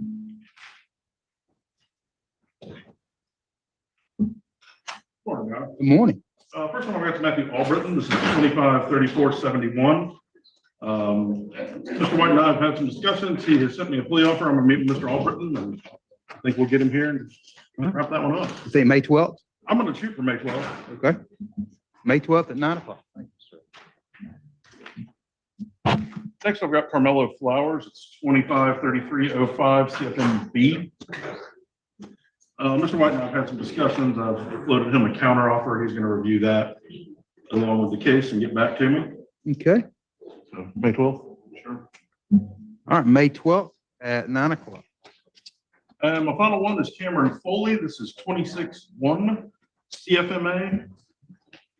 Mr. Pereira has extended an offer. I'm still chasing some body cam from PCBPD. What they sent me didn't have any audio. Okay. I need them to get me a fresh copy, and I think we might still be waiting on an FDLE, but we're getting close. Okay.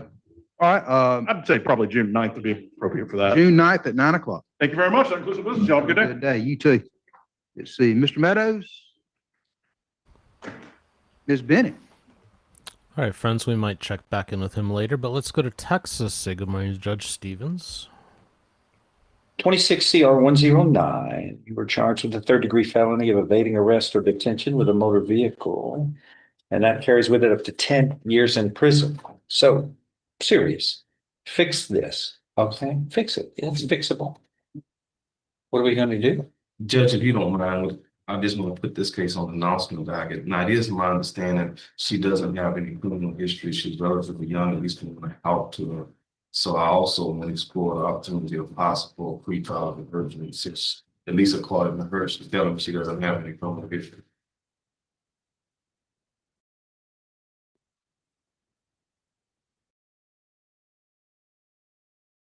Please, that's what I don't understand. I'm looking at this probable cause. There was a theft involved here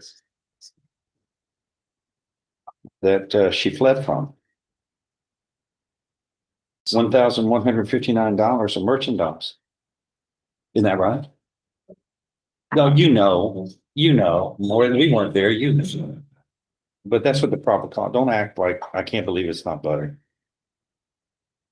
So she, it says, I'm charging her with theft. She fled the scene. And so she picked up a warrant for her arrest for that. So there should be two things out there. I believe she's got that and 2 additional misdemeanors, Judge. You didn't know that? Yes, Okay, all right. Just go what the kid. I know, but she's not real forthcoming. But we know, no matter what you might not want to tell.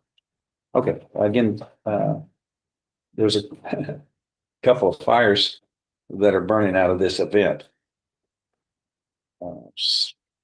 You're asking for what now? Just place her on a announcement off the initial docket. And then after I review the story with our what we do with it. I believe this is her first appearance. At least with me, it is in court.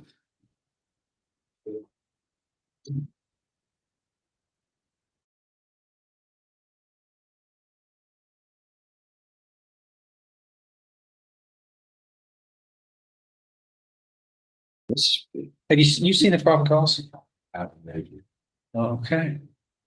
Police officer almost got harmed with her.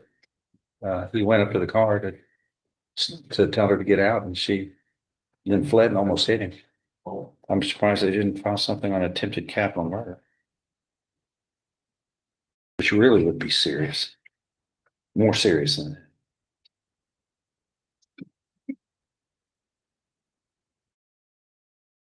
There's no way to handle that mess. You take when you make a mistake, you gotta try to fix it, not run from it. That always compounds the problem.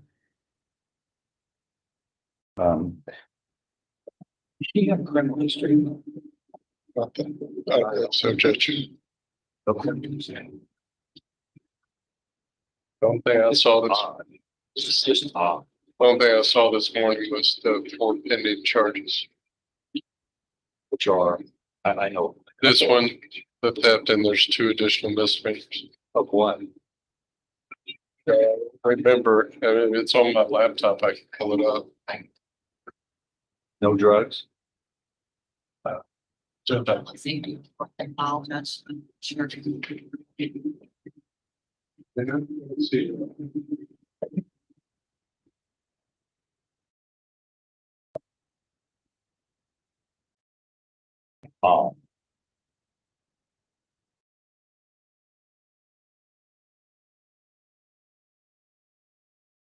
Things always have a pattern. Doesn't have any previous cases in Johnson County.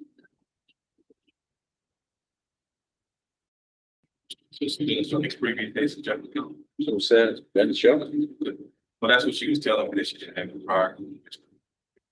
Well, got a cluster out of this. 4 cases were filed, apparently. She has 3. They're all theft charges, Judge. One from November 6th, one from November 11th, and November 12th, 2025. All here in this county. Yes, sir. And in this. Yes, sir. And this one. Okay. Did you get a resetting? Get a reset? You just have a seat right over there. Sign for it. Thank you. Sign on the highlighted export. Devontae Jones. That's him right Yeah, it's just like them. That is as Mr. Jones. On his case, just when we were last here, to my understanding, with Mr. Ham, he had unlawful possession of a firearm. Where you going, sir? Where you going, sir? To the coffee bar. It just went up in price. I don't know if you noticed that. That tab is way overdue, by the way. And then I think if from my Keep your notes, hand on your wallets. Yes, sir. well, I understand. And then from my notes, from what the last thing I had, where I was working on was waiting on a new case, and I understand the new case that he has this 20. Is that it? What was the hand? I've got two cases The here. 26th case is the evading arrest and detention. So from the initial docket, if you wouldn't mind, put that one on the announcements docket as well. And then I'll work with Mr. Hamlin and see if we could come to a conclusion with both. But I know previously he was here on the unlawful possession of a firearm. But if you look at that clause number, that 26 is the new case. Yeah. This class. Yeah, well. Good grief. That 23, I mean, that's old. Really helped. Let's just arrested on it, Judge. Right, but then What Yeah, is yeah, your yeah, you're- address? That's the problem. We're trying, it's hard to keep up with. What is your current address? I'm living 20 Trinidad Street, Beaumont, Texas. You used to live on Lawrence? Yes, sir. Is that, yeah? Okay. When did you move to Trinidad? Well, that's my original address. Well, no. When you were indicted in 23, this shows 8395 Lawrence. But that's my girlfriend house. Not yours? No, sir. You gave them that address, but it wasn't your home? Uh-huh, that's not right. That's a misstatement. That can get you in trouble too. Nonetheless, you've got a third-degree felony, unlawful possession of a firearm by a felon. Then that carries with it up to 10 years in prison. Now, this new one is an evading arrest with detention. It's a third-degree felony, but you have 2 prior convictions out of 2016.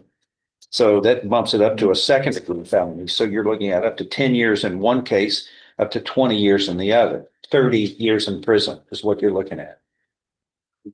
That's the mess you've gotten yourself into. Now, She failed to appear on the 23 case back in December of that year. That's why it's been so long, Judge. okay. Today, what are you promising? Just move it from the initial to announcement, and then I'll get the. So you're not even- new case. The new 2026 case, I already sent that stuff for 1766, which is the 23 case. You're not even eligible for probation in front of a jury. Even if you went in front of a jury, they wouldn't, you're not eligible for probation, you get prior convictions. Let me ask, look at this. And we're reusing folders, Judge, and they're supposed to scratch that out and it didn't happen. So, yeah, no. You want me to scratch it? Yes. I can do it. Yeah, we're just having to. They're no longer perfected and we're using all our old folders.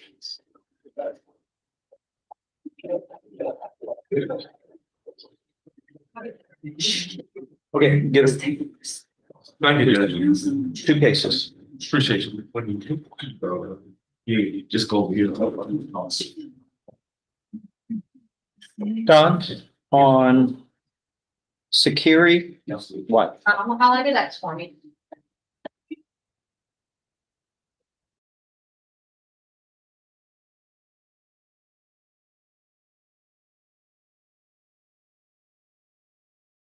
Yeah. No. Okay, we've got 2 cases, correct? Yes. All right. And 26 CR 217, third-degree felony, unlawful possession of firearms by a previously convicted felon. That's a third-degree felony, but there's another felony out there that's used in paragraph 2. So I think that enhances it to the second-degree felony. Correct. And then 27 CR 311 is a robbery case. That is a second-degree felony, carrying with it up to 20 years in prison. But you've got these 2 prior convictions of felonies out of this court that are alleged. And one of them, or the other, it's not a habitual felon, but it does enhance it 1 step to a first-degree felony. So you're looking at up to 20 years in prison on one case and up to life in prison on the other case. And you're not eligible for probation in front of a jury on a jury trial. So this is most serious. The robbery is a crime of violence, and then the other one is a firearm case, and those never play well for parole.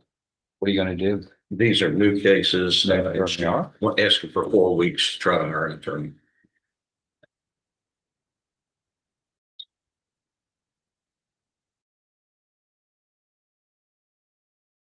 Are you employed somewhere? I'm asking you, how are you gonna hire a lawyer? You say you're gonna go hire a lawyer. They cost money. You're not gonna commit a robbery, I hope, to do that. You don't even have a job? Well, it's not realistic. You're gonna get, it's not realistic. We know that. She told I'm not- me, she does. Anyway, 4 weeks, please. All right, I'm gonna put 4 weeks for an announcement. Thank you. Okay? Thanks. Yep. We pick up the phones when they play and we take them and we confiscate them. We give them to children in the orphanages. All right, friends, we will keep an eye on Judge Stevens' court, but let's go up to Lake County, Ohio. We'll see what's going on with Judge O'Donnell. Final hearing, accept responsibility for her misconduct here and resolve the violations this morning. All right, Ms. Kaufman, the violations alleged are that you, here on April 6th, you understand that? Yes. Yes, I do, Your Honor. Tested positive for marijuana, April 8th, you understand that? Yes, Your Honor. Fake urine, April 9th, you understand that? Yes, Your Honor. Marijuana positive, April 9th, you understand that? Yes, Your Honor. All right. And you, how do you plead to those allegations? Guilty, Your Honor. All right, I'll accept your guilty plea, find you guilty of violating. So that didn't last long. What's the problem? I was in between medicine, I was going from Signature Health to Lake Yaga. I had an appointment for my MAP program for my medicine, and I was really struggling that day. I had the angel on one shoulder and the devil on the other, and I let the devil talk me into it. I just want to say I really appreciate you for giving me the opportunity for the intervention program, and I'm very sorry that I messed that up.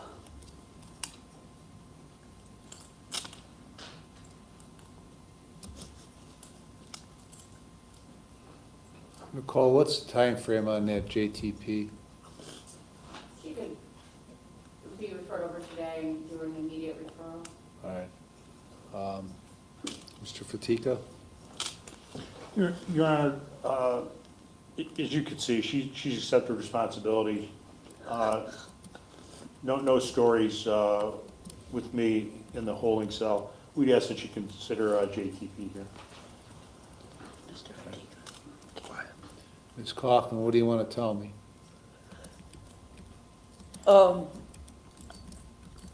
I just want to say I'm sorry. I'm really sorry. But also I just want to say that I have my daughter's graduation at the end of May. If there was any possibility I could get a furlough to not miss it. Her father isn't in her life at all. And I just really want to see her graduate. And I'm just truly sorry.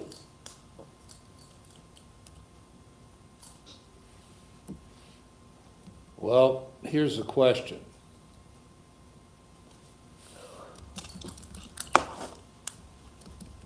What are you going to do about it? I'm sorry. I said the question is, what are you going to do about it? Stay away from marijuana. Do what I need to do. Stay in IOP. Do my AA meetings. Do whatever I need to do. Whatever I have to do. Whatever is expected from me. I'll do whatever it takes. Well, it sounds good. I really learned my lesson. Sounds good, but you actually have to perform. Right, Frank? Yes, sir. You gotta speak with your actions. That's what I was gonna say.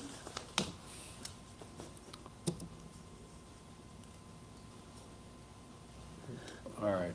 I'm going to put you on 5 years of community control. Okay. You're going to serve 40 days in the jail with credit for 6. The last 30, you're going to be in the jail treatment program. And you're going to follow the recommendations.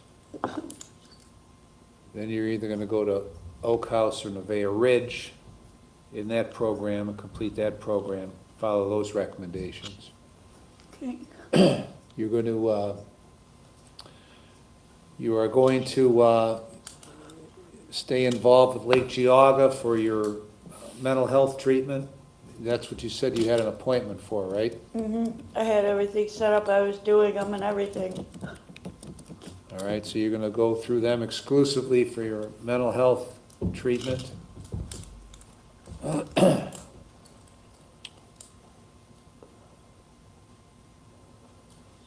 Back, way back when, on March 25th, the other terms that I implemented, 1 doctor and 1 dentist and 1 pharmacy for medication. Medication as prescribed, sign releases, get a valid driver's license, full employment. 4 AAs a week plus a sponsor, get your GED and pay the cost and supervision fee. So those terms stay in effect, as well as no drugs or alcohol. And then these new terms are in effect. Do you understand that? I understand, Your Honor. Now, it should be obvious to you, it should have been obvious to you before this, but certainly now, that you can't get out of this situation you're in all by yourself. You need the help of others, and you got people willing to help you, so you better take advantage of it, or there's no good at the end of that line. Not only is there a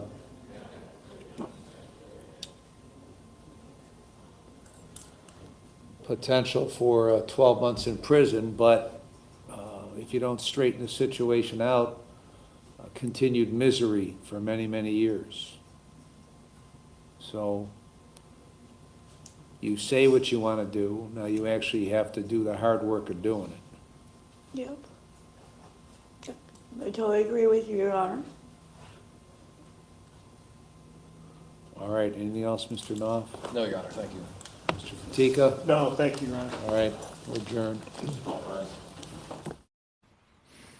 Alrighty, friends, it's TCF Live. It is Tuesday. It is nice to have you here. We're about halfway through already. I don't know where the time goes. I really don't. But I hope you're all enjoying yourselves today. In keeping with this channel's promise of 9 to 11% more Judge Boyd, let's go there. All right, this is the PSI. Attorneys, when you approach the clerk, you need to let them know the reason for your approach, so they'll know what documents I need.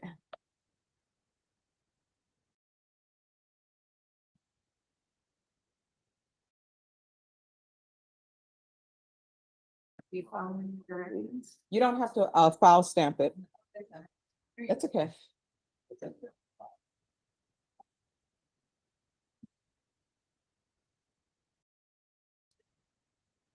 All right, the court is calling 2025 CR 008-561, State versus Veronica Callahan. Can I have parties announced? Lauren Espinoza for the state. Matthew Allen for Miss Callahan. And are you Miss Callahan? Yes, ma'am. All right. You entered a plea on January 27th. According to your plea, the state was proceeding on count 1, waiving the enhancements. Punishment is to be assessed at a cap of 6 years in the prison. There's a $1,200 fine. The state is opposed to your application. They're taking in consideration 2025 CR 014278. Have both parties had a chance to review the PSI and TAP evaluation? Yes, Judge. Yes, Your Honor. Are there any objections? None from the state, Your Honor. No, Your Honor. Any objections to the court reviewing the PSI and TAP evaluation?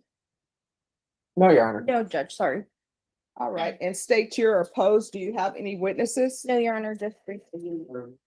Defense, do you have any witnesses? No, Your Honor, just argument as well. Right, just give me a moment.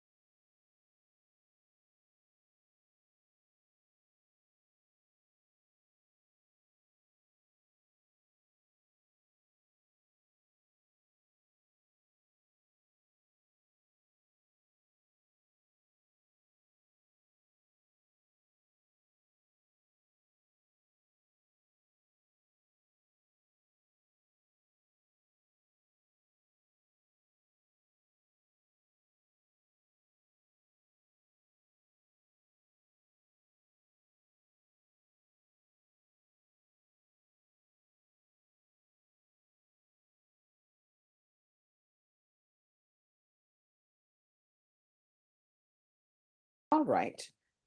State, you may proceed. Your Honor, we ask that you deny Ms. Callahan's applications and sentence to a cap of 6 years in the prison. Ms. Callahan has criminal history. She's been convicted of 2 DWIs, a manufacture and delivery of a controlled substance, PG1, as well as the possession of a controlled substance, PG1, 4 to 200 grams, as well as another possession in 2016. Of these cases, she's been granted probation in 4 of these, 3 of which she was granted probation resulted in motions to revoke and sentencing either into the respective Bexar County Jail or TDC. Ms. Callahan has been given chances on these probations and ultimately cannot comport her behavior to comply with the rules and conditions laid out before her. Based on the PSI and TAP, Ms. Callahan's in the pre-contemplation stage. We can see her when she recounts the facts of this underlying case. She essentially blames the officer. She said that she drove away because he reached his hand inside of her vehicle without providing a reason for the stop. However, she was afforded that explanation that it was because of expired registration. It was only because of her action of not cooperating with turning over her ID and identifying herself that the officer attempted to open the door to assist her out of the vehicle for non-compliance. She then drove off, and it was only after her vehicle was spiked, the rear tires had blown out, and there were multiple patrol units following, both marked and unmarked, that Miss Callahan stopped. Once she stopped, she still did not comply. She refused to get out of the vehicle and had to be assisted out by officers. Your Honor, Miss Callahan alleges that she has ceased majority of her drug usage throughout her life. However, I think it's perplexing that she expects the court or asks the court to believe that she has no usage. She merely just possesses narcotics. So because of these reasons, Judge, we'd ask that you deny her applications and sentence to a cap of 6 years. Yes, Your Honor. The criminal history is what it is. So she was on parole. She completed that. As far as the instant offense, it's not a drug case. It's an evading arrest case. Her recitation of the facts are just that. It's a recitation. It doesn't say, I'm not guilty of evading arrest because the officer reached into the vehicle. It's just her recounting what happened.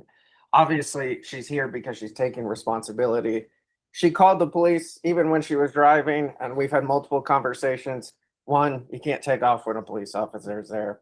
2, if you did, when you call the police and there's multiple other officers there, you pull off to the side of the road. You don't get to choose where you stop. And she understands that. She understands that, takes responsibility. That's why she's here today. She's not saying I didn't evade arrest or that there was some legal reason why I was able to not comply with the officer's commands. And that's why she's here, because she took a plea to accept responsibility. Since she's been out now, as far as the PSI goes, it says here current address. She actually does now have a stable address here in San Antonio, Texas. So she's not homeless, which helps with obviously trying to. Why didn't she pull over?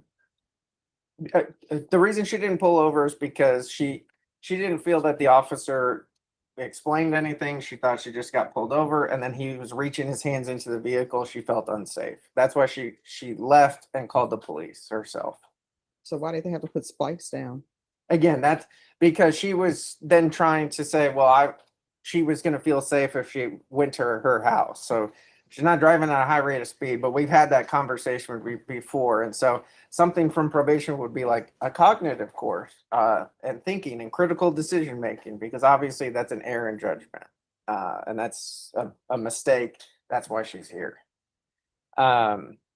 As far as she does have a stable home, she actually has 2 jobs. One is a home health care worker, and I know the court sometimes does not allow people, but she has another job where she helps remodel a business for a man named James. She provided a letter from him to probation as well. So we have talked about this court and home health care working, and that's why she has another job set up and is already working that.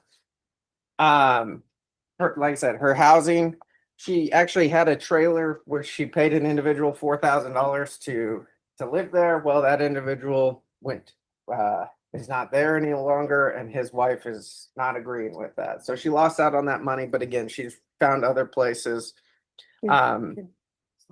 Mental health, She had been diagnosed a long time ago with manic depressant and bipolar. Again, she is working. She has support here. Paul Dickens is here in the courtroom, and he shows up. She showed up to court yesterday because she's heard this court say, do not show up late. She showed up a day early. She takes this case seriously. I don't see how sending her to prison sends any message or helps anybody. Again, she can take drug tests, she can work, she has housing, she can take a cognitive course, she can do a mental health evaluation. She even explained about that some of these things during the interview, she was crying because it was bringing up past things. And so she tried to be open and honest about it, about her past. And so again, they cognitive behavioral therapy. Again, there's some adverse childhood experiences. She has had a pretty good childhood. I just think that the court can put conditions in place that allows Miss Callahan to continue to support herself, get better, and protect the community all at once. And so we're asking this court to give Miss Callahan just an opportunity to go on probation. Understand she had been on probation a while back and didn't take advantage of that. But she is a different individual here today. She wants to take responsibility. She does want to show the court and herself and her support system that she can follow this court's orders. May I answer the question about the reason of, Do y'all need to step back? well, when that's the time, his supervisor. The reason being was very inclusive. Yeah, so she had conversations with the supervisor of SAPD about the interaction and some of the ways that were done. And so, but again, that's after the fact. That doesn't absolve her from it, but she has tried to take responsibility, examine herself and her responsibility in that situation. And obviously she was wrong, and that's why she's here today. State. Your Honor, I would just ask the court to deny applications. Ms. Callahan when asked how supervision would help her first statement was, it would definitely help me so I don't lose my freedom. I think that's what is exhibited here. Ms. Callahan thinks her freedom is more important than the law. She thinks that she can flee because she feels unsafe. And at what point are we to show Ms. Callahan that you must comport and comply, and you can't keep running from things because you think you're right? So I don't believe she would be a good applicant or candidate for any sort of probation judge. And while this court may and will probably be able to accommodate and target some of the issues Ms. Callahan experiences, I don't think she is deserving of that chance because she's shown she cannot comply. All right. Anything you wish to say? I mean, if you want to say something, then I'll have to put you under oath. State will have a chance to ask questions. I just know that. All right, no. Do you want? I don't want to. Okay. No, Your Honor. You're sure? Ms. Callahan, what I'm telling you, if there's something you want to say to me, then what I have to do is I have to swear you in. And then I will listen to whatever you want to say to me, but the state will have an opportunity to ask you questions as well. So do you need to speak with her concerning that, counsel? No, Your Honor. We've spoken about it. And no, she doesn't wish to talk other than what I've explained and what she's said. All right, Ms. Callahan, I reviewed the PSI, the TAP evaluation. I've listened to your attorney and listened to the state. I just don't think you're a good candidate for probation. Okay. I'm going to find you guilty, taking consideration 2025 CR 014278. There's a $1,200 fine, time and money run concurrent. I request the therapeutic community, and I'll sentence you to 3 years in the prison and give you credit for any time served. Did you review the document entitled Trial Court Certification of Defendant's Right to Appeal with your attorney? Did you understand it and sign it? because this is a plea bargain agreement, because I followed your plea bargain agreement, and because you waive your right to appeal, you do not have the court's permission to appeal. Because this is a felony conviction, you're not allowed to own or possess any weapons or ammunition. If you have a question over what that is, you'll need to speak to an attorney. All right, good luck to you. Who's next?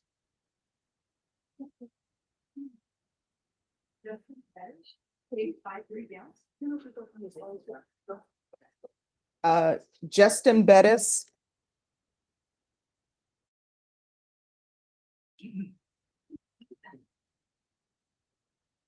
Oh.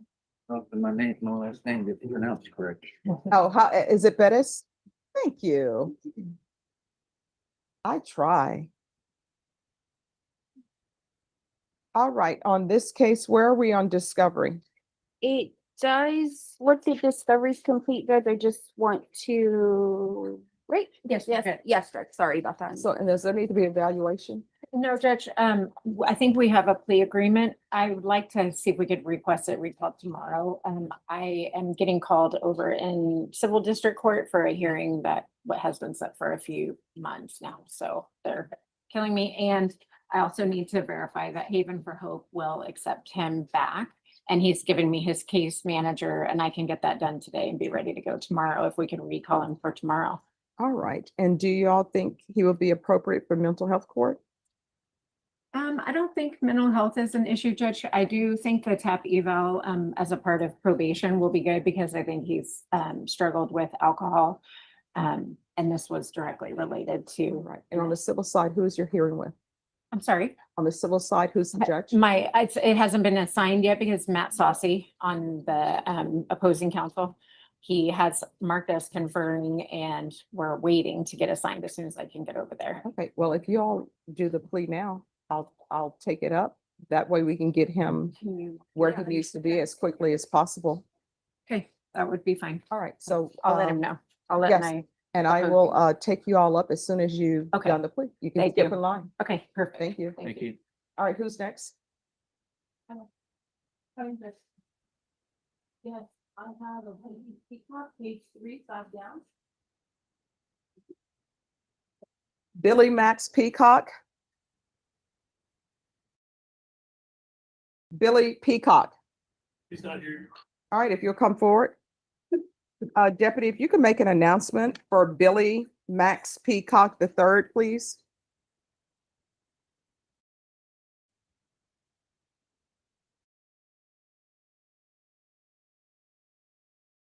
Court is calling 2026 CR 0027445 State versus Billy Max Peacock III for the state defense. Matt Stolhansky for Mr. Peacock. All right, this hearing was scheduled at 9 a.m. It is now 9:51 a.m. The defendant has not answered the docket. Deputy, did you make an announcement? Yes, Judge. And what were the results? All right, defense, have you had any contact? Not this week. I've spoke to him before, but his phone number's been disconnected and my alternate contact number is not working, so. All right, state. All right, the court will issue a judge's warrant, remand your client without bond. Yes, ma'am. Thank you. There you go. Yes. Thank you. Who's next? Stephen Lemon, page 5 down. Stephen Lamone. Yes, Your Honor.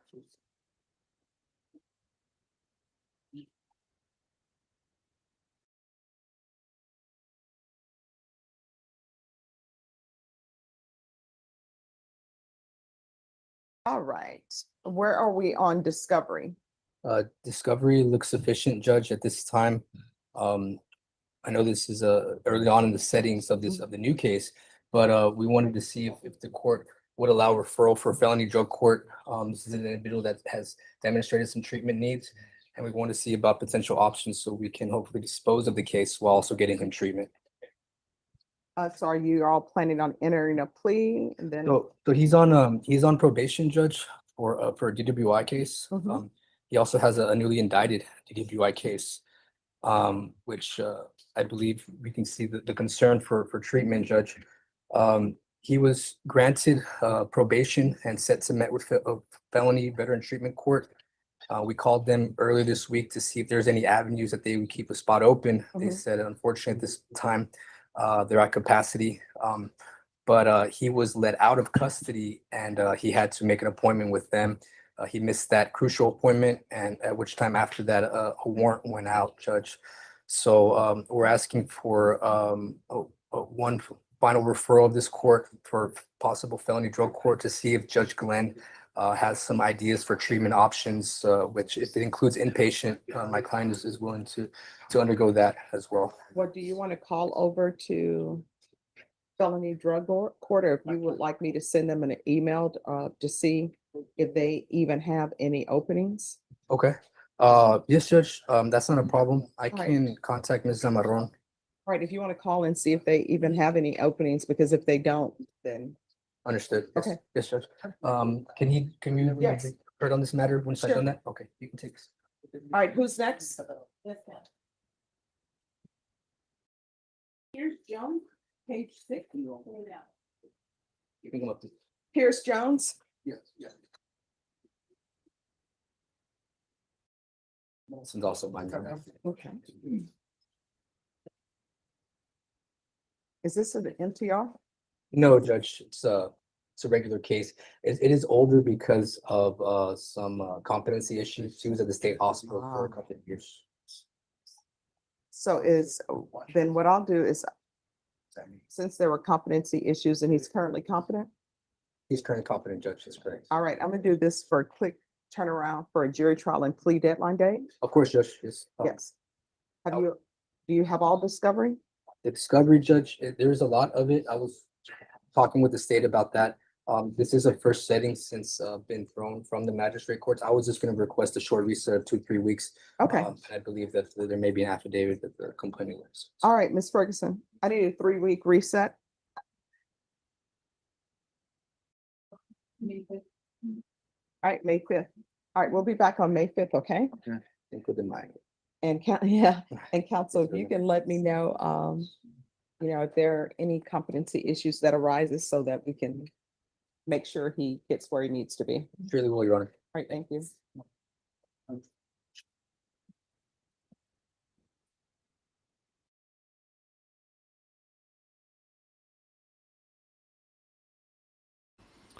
Alrighty, friends, episode 269 today of TCF Live.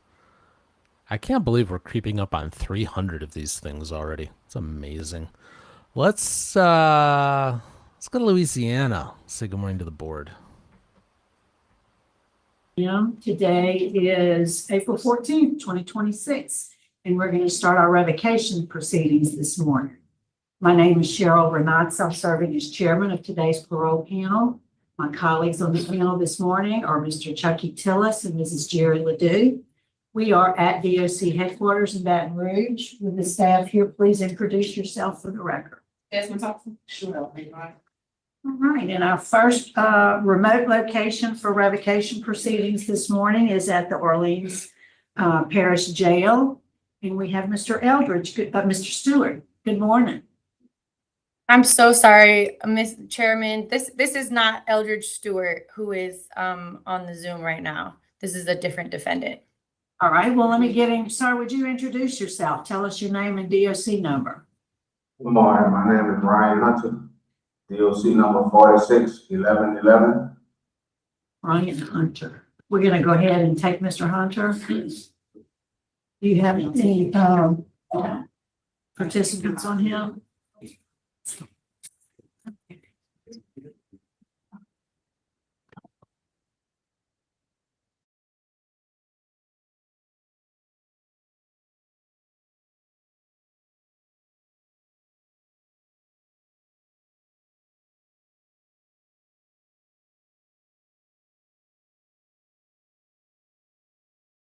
Right. And so, Mr. Hunter, have joining us by Zoom is going to be Ms. Lydia Hunter, your fiancée. So we're here for a revocation proceeding. Can you put up the revocation questionnaire? I'm going to put a form up on the screen and I need you to verify that that's your signature at the bottom of that page. So just stand by, you'll see it in just a moment. Yes, ma'am.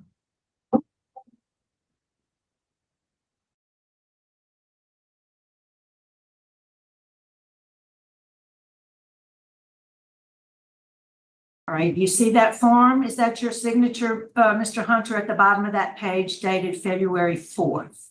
Yes, ma'am. All right, Mr. Hunter, and so based on the information that you provided during that questioning, you weren't eligible for an appointed lawyer. Are you ready to proceed today? Without, I'm sorry. are you ready to proceed with this proceeding without an attorney, without a lawyer? I would like a lawyer if I can get one. Well, you would have to hire a lawyer. No, I don't have the money to hire one, ma'am. All right, so you ready to proceed this morning? Yes, ma'am. I'm going to read the allegations against you, Mr. Hunter, and after which you'll enter a plea of guilty, not guilty. We'll talk about it all. Yes, ma'am. All right, so you're accused of violating the conditions of your parole, and there's several of them. First is condition number 2, and it says you failed to report to your parole officer when ordered, as evidenced by the fact that you failed to report on October 14 and November 6 of 2024. So how do you plead to violating condition number 2? I'm gonna plead not guilty because, we were, what you call, put out, like, kicked out. You were evicted. Yeah, I was evicted. Okay. Well, we'll talk about it in a minute. The next is condition number 3. It's similar. You failed to live at the address you provided to your parole officer, as evidenced by the fact that attempts were made to contact you at your residence of record on October 15th, October 23rd, and October 31st, 2024. So how do you plead to that violation? Would it be the same as what you just said? Yeah, I was there from July, but I was evicted, I think, October, November, I think. Okay. All right. Number 4, this is the most serious. You failed to refrain from criminal activity as evidenced by the fact that you were arrested and charged with possession of a firearm or carrying a concealed weapon by a person convicted of certain felonies, and possession of a firearm or carrying of a concealed weapon by a person convicted of domestic abuse. You were billed with the possession of a firearm on September 2nd, 2025. You do have a trial set for May 19th of 2026. So how do you plead to violating condition number 4, which has to do with the criminal activity that is alleged? Not guilty, man. That's, my fiancée who was on the phone, or whatever, she has her own firearm, she shot herself with. And I dialed 911. Okay. So number 5 is the next one. Condition number 5, you were arrested and charged with the same, that has to do with possessing the firearm.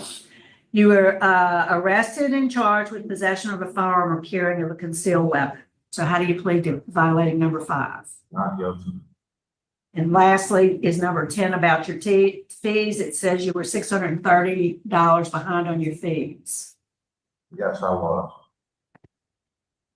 So I'm going to go ahead and ask Ms. Hunter. I see her on the phone. So if we could get her to unmute her microphone and tell us what you'd like us to know, Ms. Hunter. You're still on mute. Did I unmute it? I'm sorry. You did. I can hear you. Okay, because I know it was acting crazy earlier. This is the parole hearing. I don't like. Yes, this is a revocation hearing. Okay. That night, I was under the influence. I do know I was under the influence of alcohol and drugs. I heard a noise. I pulled out a gun. Ryan did not know anything about the gun. We were homeless, but I kept stuff secret from him. And since I heard something and I was under the influence, obviously something happened to myself. I'm alive, I'm good. And the crazy part is he was the one trying to help save my life the whole time. The fact that he's in jail is just not right. That he's in jail and I'm free, I'm alive, but he's my support system. We've been together for 10 years. Oh, no, be quiet. Okay, well, we'll talk to him, okay? We're gonna talk to him. Thank you for taking the time to visit with us this morning. So Ryan, tell us what happened that night in your words.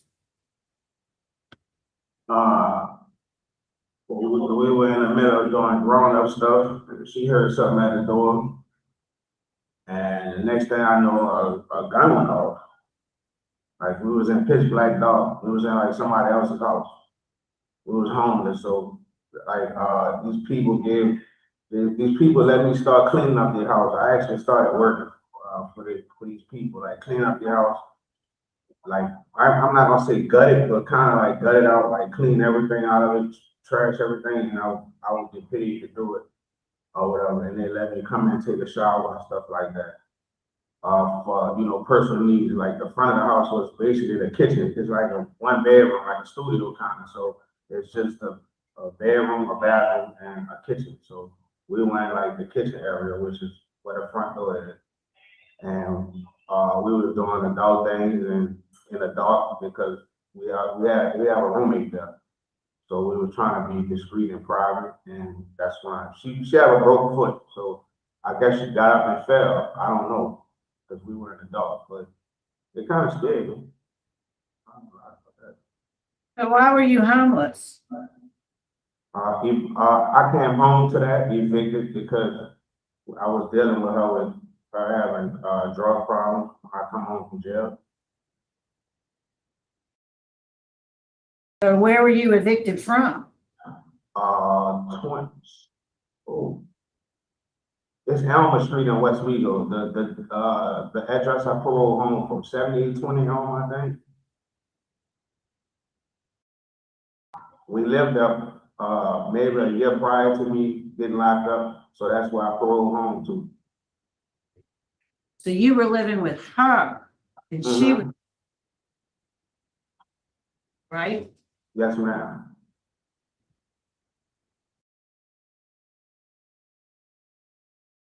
So do you have a lawyer for your trial? Yeah, Jack Lupery. Did you expect to see him today here? I was trying to get Lydia to contact him so he could be on this case with me. Yes, I was. You weren't able to reach him? No, ma'am. How long you been in jail? On this? Last year, July 1st, I think. See, you were, yeah, July 1st. So you've been in jail. Yeah, that's been a while.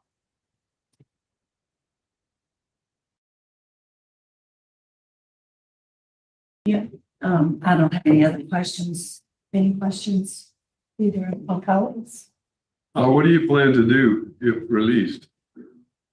I took an OSHA class since I've been back there. Find housing, and I'm probably gonna go to like a first 72 when I leave out of here and seek housing and employment. And you weren't employed before this when you got out? You didn't get it? No, when I got out, no sir, but I'm a sous chef. It's not like I don't have a work history. Like, it's been the first time I've been jobless. Like, I came home to a relative passing, and then my spouse on drugs, so that's kind of hard to deal with. Is she in any treatment for drugs? I'm sorry, sir. Is she in any programs to help better herself, the drugs? She lives in a different state now. She's actually in, I think, South Carolina or North Carolina with her mom, but yeah, she doesn't do any of that. Okay. So y'all are no longer in a relationship, or are you? Yeah, but we still together, but we was homeless. I had to, had to make the best that we could make. We were living out of car. Well, I'm concerned because I don't see, you admitted you were behind on your fees. I understand you were homeless and you were out of work. But in the information that we have, we also, Miss Hunter rather, indicated that she had, she was under the influence of drugs. And in the police report, it says you were also, so I'm worried about you. No, ma'am, I wasn't under the influence of drugs. I wasn't a drug user. But you admitted using meth while on probation. I mean, on parole. In the officer's report, your age. No, I was never asked that. That didn't come from my mouth. I was never asked taking a drug test or nothing like that. I was actually accused of shooting her, and then it went from they realized I didn't shoot her to constructive carrying of a firearm right now. Right, my charges have dropped. Right, I'm innocent. I didn't do anything. I just dialed 911. Well, do you want to continue this until you have your trial in May? I would like to, so you guys can see I'm innocent. No, that's good. The injection. All right, Mr. Hunter, we're going to allow you to go to court May 19th. We're going to continue this proceeding until after resolution of those charges. Good luck to you. Thank you. Alrighty, friends. Let's go back to Texas and Judge Stevens. Let's go there. 25 CR 1855 is all Michael Field statute. Where do you go? Oh, that's you, Michael Fields, right? With Ms. McNally, your attorney and the state's attorney, you're charged with second-degree felony of robbery that carries with it up to 20 years in prison. Serious. It's a crime of violence. You got to fix this somehow. What are we doing today? Judge, if I could have 4 weeks to get with him and review the discovery with him. This is an initial setting, so this is my first time making contact. Okay.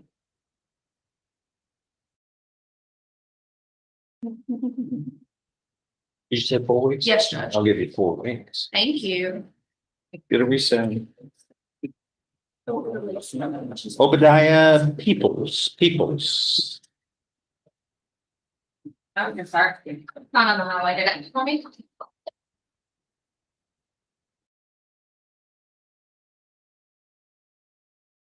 Just like 2 cases? Yes, Judge, 2 cases. 25 CR 1865 and 1866 are both called. You're Mr. Peoples? Yes, sir. Present with your attorney and the state's attorney. You're charged, as you well know, with 2 thefts here. And if it were just that. Did you finish all that out? How many prior convictions do you have? Felonies. Bring it back. Let's see if you can guess correctly. Finish? Oh yeah, it's your life. You know better than everybody.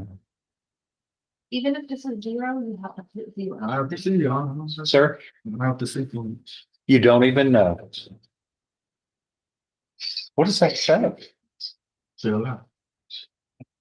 5, I know of. Yeah. 5.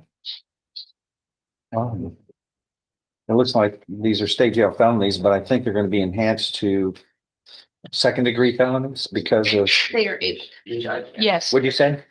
they're able to be enhanced. Oh. Yes, Judge. That was a legal term you're using. So you're looking at up to 20 years in prison on each case. So over here, on each case, I just want you to know, so you're clear about where you stand. You've got a good lawyer here. She'll help you through this problem.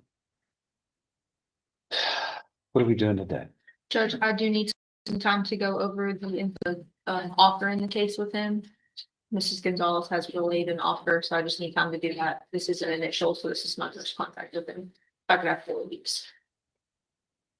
Okay.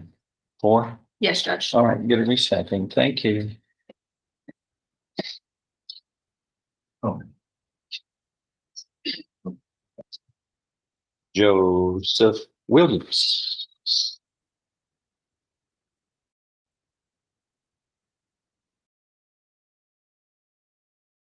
You can call it out. Okay. You can fill out everything, so it has to be filled out. 6CR 135 is now called Joseph Maxwell. Where is that you? You didn't have to use it. What do you say? There's no name. Yeah, I got one too. I grew up in Groves too. Dude. Long time ago in a galaxy far, far away. 26CR 135. This indictment alleges that you committed the second-degree felony of burglary of a habitation, somebody's home. It carries with it up to 20 years in prison. So it's serious. You got to deal with it responsibly. And Ms. McNally is your attorney. And you understand what you're charged with and the punishment range. It's serious. Okay. Today, you're going to reset it for an announcement in 4 weeks? Yes, Judge, please. Did I talk over you just then or something? He is an initial, so I need some time to go over everything. All right. Good, get a reset. Thank you. You know, I have a file, Thaddeus Jolly. It's not on the It was an add-on. add-on. Okay. Thaddeus Jolly. You know, that coffee's $10 now. That went up $10 last night. That's because wife drinks all the coffee for free and you run. Fruity, correct? Juan Valdez doesn't send us any coffee anymore. You're, you have an attorney? No, sir, I'm not an attorney. Okay. All right, yeah, this is. Well, number one, this thing's a year old. Is this your first appearance? Yes, sir. This thing was indicted April 16th in 25. Yes, sir. Are you still on Roberts Avenue? No, sir. There, that's it. I live in Central Texas. So where are you now? 335 Cypress Creek Road, Cedar Park, this.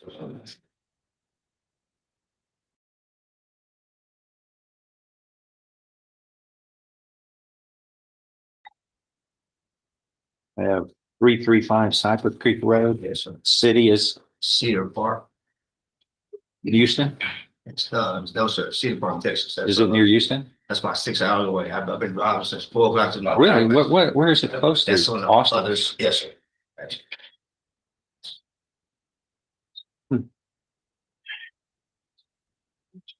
Where from Austin, Cedar Park? I think north. But that's on the other side of Round Rock. Oh, it's on the other side of it? Yes, sir. So you're off 281? I'm 183 183? and 35, yes, sir. And 35. Yes.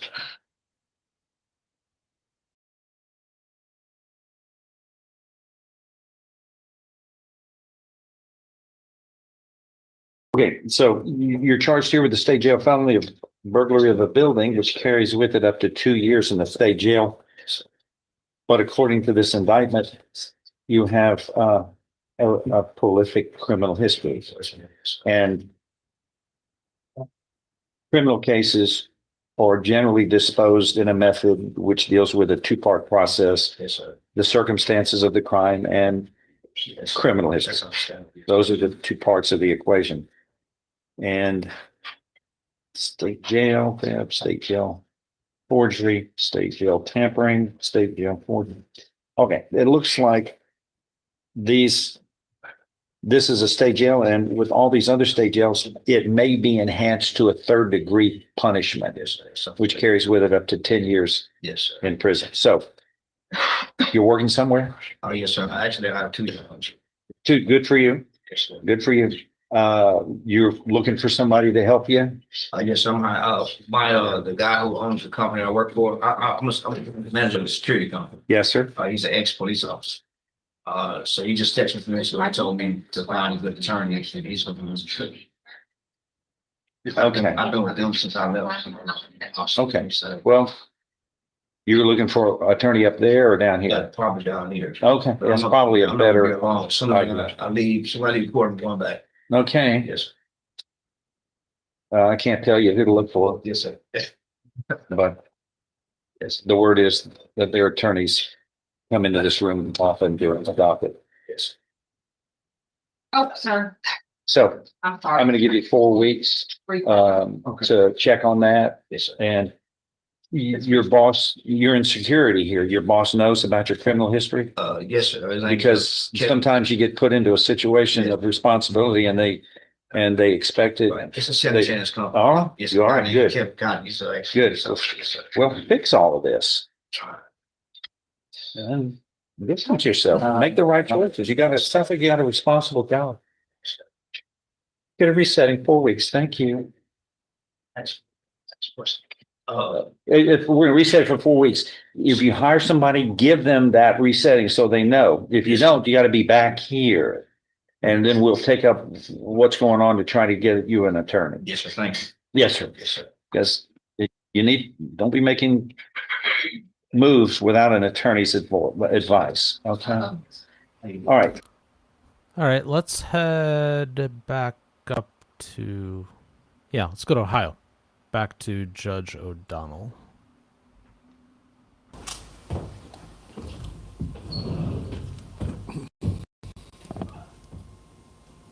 All right, this is Rosalie Samonson on 21-936, 22-437. Violation of community control violation.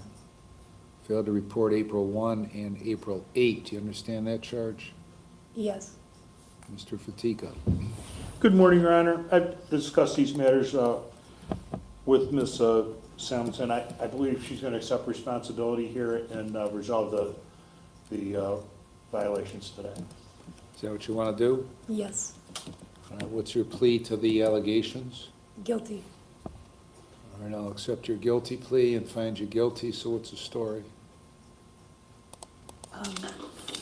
I know you've given me a lot of opportunities, which I've learned some things from everything that I've done recently, but I'm still struggling with the addiction part and stuff.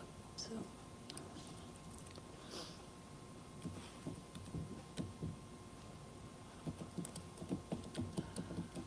Mr. Fatika? Your Honor, prior to her relapse, she was living with her brother. She was helping out with the family. I think she felt like she was in a good situation there. And then they kicked her out. I think that triggered the relapse. But again, she's accepting responsibility. 45 years old. She'll be living with her mother-in-law if she's released at some point. We ask you to consider the efforts that she made in fashioning a resolution. Kim, what does she have on the 22, 280? On the 22. I don't know if I wrote that one down. Oh, yes, on the 22, we have.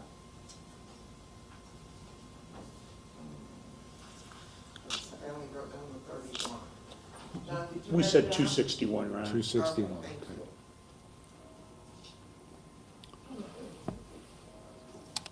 Sorry about that, Judge.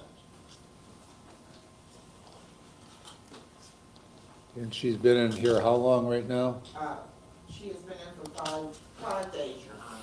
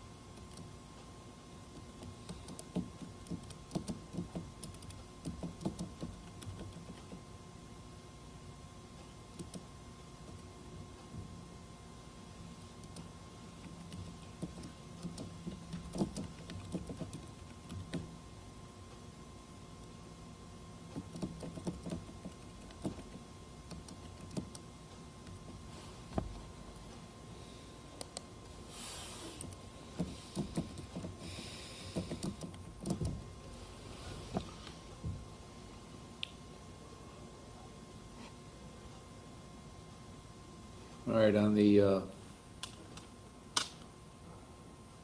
21 case, you've been on probation for over 4 years. We sent you to a lot of different facilities for treatment, different programs. On the 22, you've been on for almost 4 years on that one. So there were periods of time that you would go into treatment, come out and do well for a decent stretch and then relapse, and you kind of got into the same cycle. I don't know that there's anything else that probation can do for you. You're going to have to do for yourself. So on the 21, I'll terminate, well, I'm going to sentence you to 60 days in jail with credit for 5 days. And then upon the completion of those next 55 days, your probation will be terminated. On the 22 case, 60 days in jail, credit for 5, and then probation is terminated. Those sentences are concurrent to one another. So you're going to be off probation, but you're going to have to figure out how to take what you learned and were able to implement for periods of time and implement them all the time, or else you'll be back again. So you know what you have to do, you have to resolve to do it.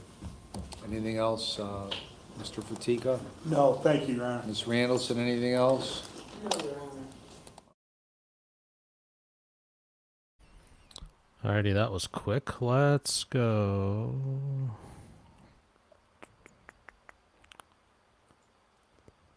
Back to Judge Boyd. Is calling 2025 CR 014516, State versus Julian Teo Jr. Can I have parties announced? Brandon Prada for the state. Good morning, Judge. Alfonso Cabañas for the defendant, Julian Teo Jr. And are you Ms. Teo, Mr. Teo? Yes, ma'am. Yes, Your Honor. All right. Counsel, have you received all discovery? Did you review it with your client? I did, Your Honor. Court will find that the state is in compliance with discovery. Mr. Teo, did you review the application for deferred adjudication or community supervision with your attorney? Did you understand it? Yes, Your Honor. And did you sign it? Yes, Your Honor. Did you review the true bill of indictment with your attorney? Did you understand it? Yes, Your Honor. Counsel, do you waive the reading of the indictment? I do, Your Honor. State, are you proceeding on the indictment as presented We are, Judge. on both counts? Oh, I'm sorry, Judge. We'll be waiving count 1, we'll be waiving count 1, proceeding on count 2. Any objection? No objection, Your Honor.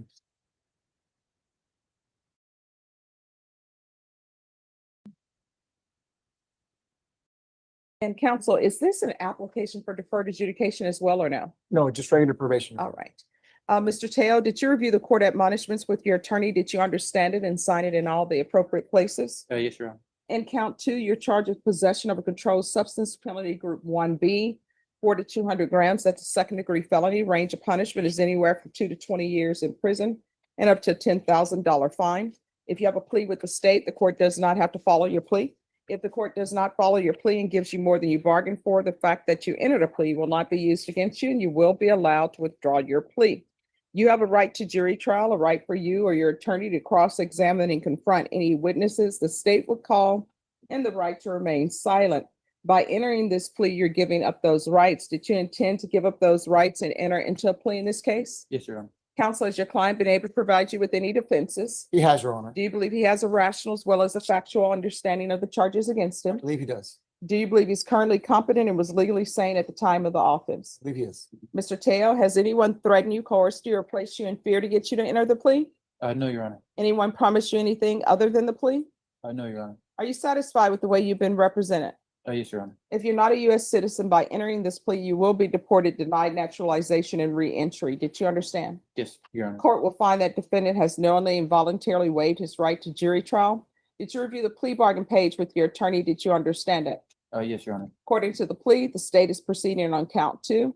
They're asking that your punishment be assessed at 5 years in the prison.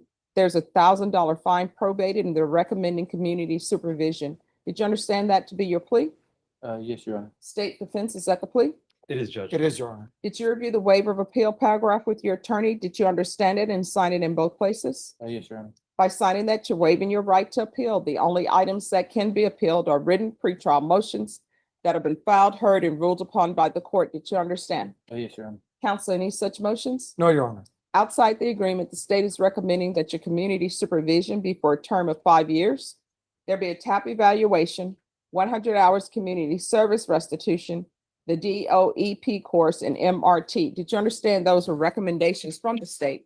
And the court does not have to follow those recommendations. Yes, Your Honor. Then to count two, how do you plead? Guilty, not guilty, or no contest? No contest, Your Honor. State any evidence. Judge will offer state exhibit number 1, including all attachments. No objection to state one and attachments, Your Honor. State, you may be excused. Thank you, Judge. Did you review the waiver and stipulations with your attorney? Did you understand it and sign it in all the appropriate places? Your Honor. Again, did you understand you have a right to jury trial, a right for you or your attorney to cross-examine and confront any witnesses the state would call, and the right to remain silent? Yes, Your Honor. Did you understand that today the state will be presenting evidence in the form of witnesses' statements and police reports, but most importantly, there will be no live testimony? Did you understand? Yes, Your Honor. Court will find that defendant has knowingly and voluntarily waived and consent stipulation of testimony and stipulations. Court will accept in the evidence states exhibits 1 and attachments and review the same.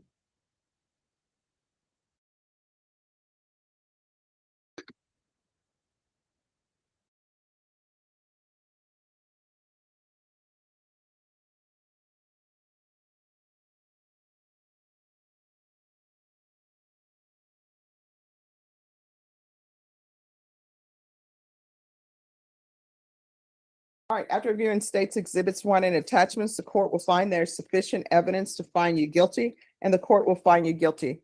Are you proceeding with sentencing? We are, Your Honor. Anything you wish to say on behalf of your client? Just ask the court to follow the plea agreement with the state, Your Honor.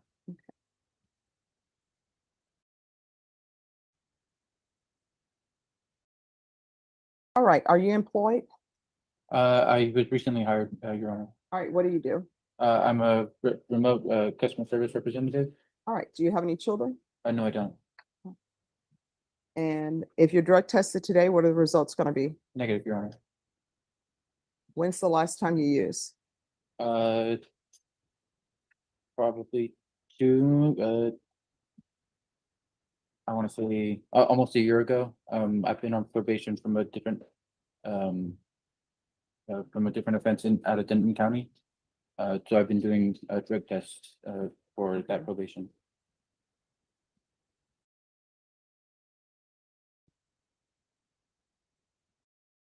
And what are you on probation for in Denton County? It was for possession of controlled substance, THC, a prescription that I had out of Oklahoma.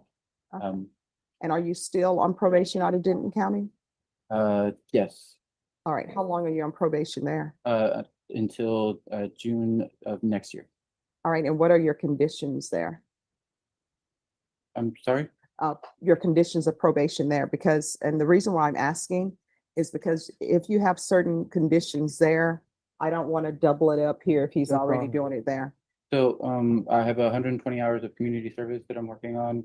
A TAP evaluation scheduled for June, and the DOEP offender cart, the drug course that I already completed last month.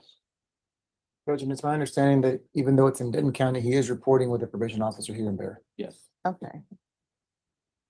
Do you have that cause number? I do not, Judge. Okay. Probation. Yes, Judge. Are you able to run concurrently whatever is happening with this case out of Denton County? The case is in Denton County, but I guess it's been transferred to Bear. Are you all able to see what his conditions are? If it was transferred over, Judge, we could request a copy of the condition from this officer over there. I don't know that we would have it in our system now. You have the case number, Judge, I can look that up. No, I don't have the case number, but his TAP evaluation is scheduled in Denton County, he says in June. So I wouldn't want us to do a second TAP if he's already scheduled for a TAP. We can request results, Judge, as instant, should send an SR to you. And then All right. So this is what the court is going to do. As previously stated, the court is finding the defendant guilty of count 2. There's to be regular reporting by Zoom or in person. Regular random UAs or the patch. $1,000 fine that will be probated. I'll notate that he has a probation case out of Denton County that's been transferred to Bear. He's informed me with the Denton County case, he's already, as a condition, he already has 120 hours community service restitution. His TAP evaluation is scheduled for June 2026. He had the DOEP course that he completed last month. And the TAP evaluation, if he's transferred here, does the TAP evaluation take place here? Yeah. Oh, Yes, Judge, they would transfer it over. okay, Judge, if I may, I have the case number out of the 367th District Court in Denton. okay. That is F24-1761-462. All right, probation, were you able to take that down? Yes, sir. All right, so if you can see what his conditions are, and the conditions I'm going to give him now, if they're the same conditions that he has out of that case, just let him only do the conditions for that case. All right, so this is going to run concurrent with F24-1761-462 out of Denton County. And there's going to be field visits 1 time per month for 6 months. Proof of employment within 45 days. No employment as a home health care provider or with minors. No unsupervised contact with minors. And where you live, are there any children in the home? No, Your Honor. Okay. There is going to be 100 hours of community service restitution for every sober support meeting completed. An hour will be deducted from the community service restitution. And I'm going to sentence him to 5 years in the prison, suspended and probated for 4 years. Probation, is there anything else? No, Your Honor. Is there anything else you need from the court in order to be successful? No, Your Honor. All right, did you review the document entitled Trial Court Certification of Defendant's Rights to Appeal with your attorney? Did you understand it and sign it? Yes, Your Honor. Because this is a plea bargain agreement, because I followed your plea bargain agreement, and because you waive your right to appeal, you do not have the court's permission to appeal. Because this is a felony conviction, you're not allowed to own or possess any weapons or ammunition. If you have a question over what that is, you'll need to speak to an attorney. Do you understand? Yes, Your Honor. All right. And do you have a current driver's license? I do not, Your Honor. I just recently got a Texas state ID, but no driver's license. All right, probation, I'm so sorry. One of the condition that needs to be added, there is to be no driving until you present a current driver's license and valid driver's license to probation. Do you understand? Yes, ma'am. All Yes, Your right, Honor. thank you. Thank you, Thank Judge. Thank you. So what's the? Yay. All right, we'll keep an eye on her court. Let's go back up to Michigan, check back in with Judge McNally. 6T647807. Yeah.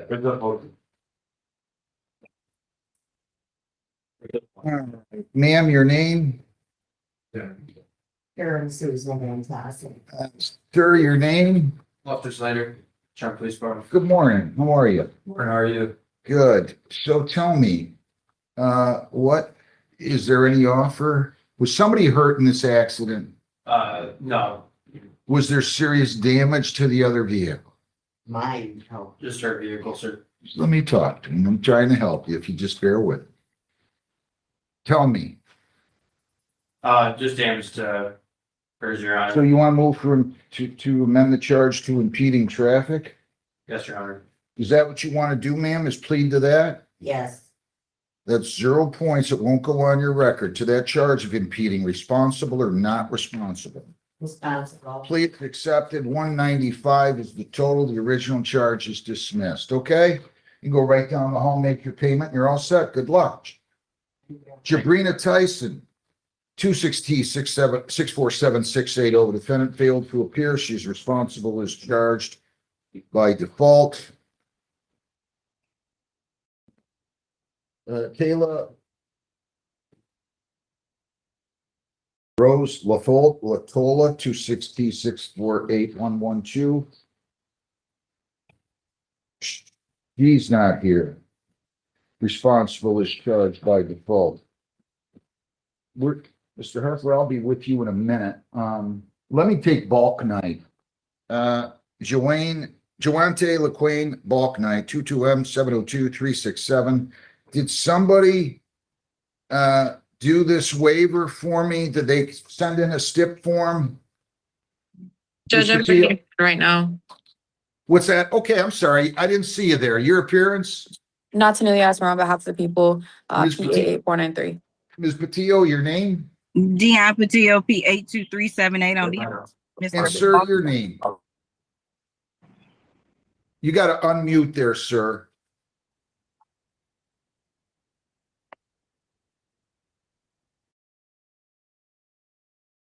Okay, your name, sir?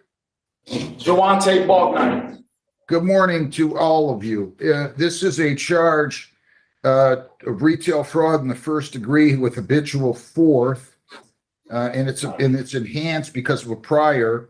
So he's got, thank you. He's got a 5-year plus a fourth offense notice. You have the right to a probable cause. I'm sorry. Look, I'm getting ahead of myself. Will this be a waiver? Does everybody agree to that? Ms. Asmaro? Yes, Your Honor, there's no objection. Ms. Patillo? Yes, Your Honor. You understand what your lawyer's saying, sir? Yes, sir. Yes, sir. You have the right to a preliminary examination on this charge. At that preliminary exam, the people would have to show that the crime was committed and that you were the one who probably committed the crime. If you waive your right to a preliminary exam, that means that you will automatically be bound over for further proceedings to the Wayne County Circuit Court. Do you understand that? Yes, sir. All right. And you understand then you'll go downtown to Detroit. I mean, you're going to zoom in, I presume, but you'll face these charges in the Wayne County Circuit Court. And you're waiving the requirement that the people show that the crime was committed of retail fraud and that you were the one who probably committed the crime. Do you understand that? Yes, sir. You still wish to give up your right to a preliminary exam? Yes, sir. Anybody force you to do that? No, sir. All right. I'll accept the waiver. Find the waiver has been made voluntarily and understandingly. You're bound over for further proceedings to the circuit court. 50,000, 10% was the bond I set. I'm setting the AOI for April 21st since he's in custody. And the bond conditions are continued. No contact with the employees of the Flat Rock Mire or prosecution witnesses. You're not to enter 26100 Raylan in Flat Rock or any of the Mire store. I want to make sure he got printed and photographed on this. Did you get printed and photographed on this? I think so. I think it's from 2019. I think so. I ordered prints at the last one. I don't usually do that. Let me double check. I don't usually do it if somebody's been printed unless I missed it. This is a state case. Yeah, you gotta get. I mean, I can't control everybody. This is a state police case, I believe, right? Yes, sir. I mean, how am I gonna get this guy printed? How do I even send this down? Heather, you're gonna have to talk to. Where are you at right now? In Pennsylvania. Minersville. Where? Minersville, Pennsylvania. Federal Correctional Facility. How are we even gonna get him printed?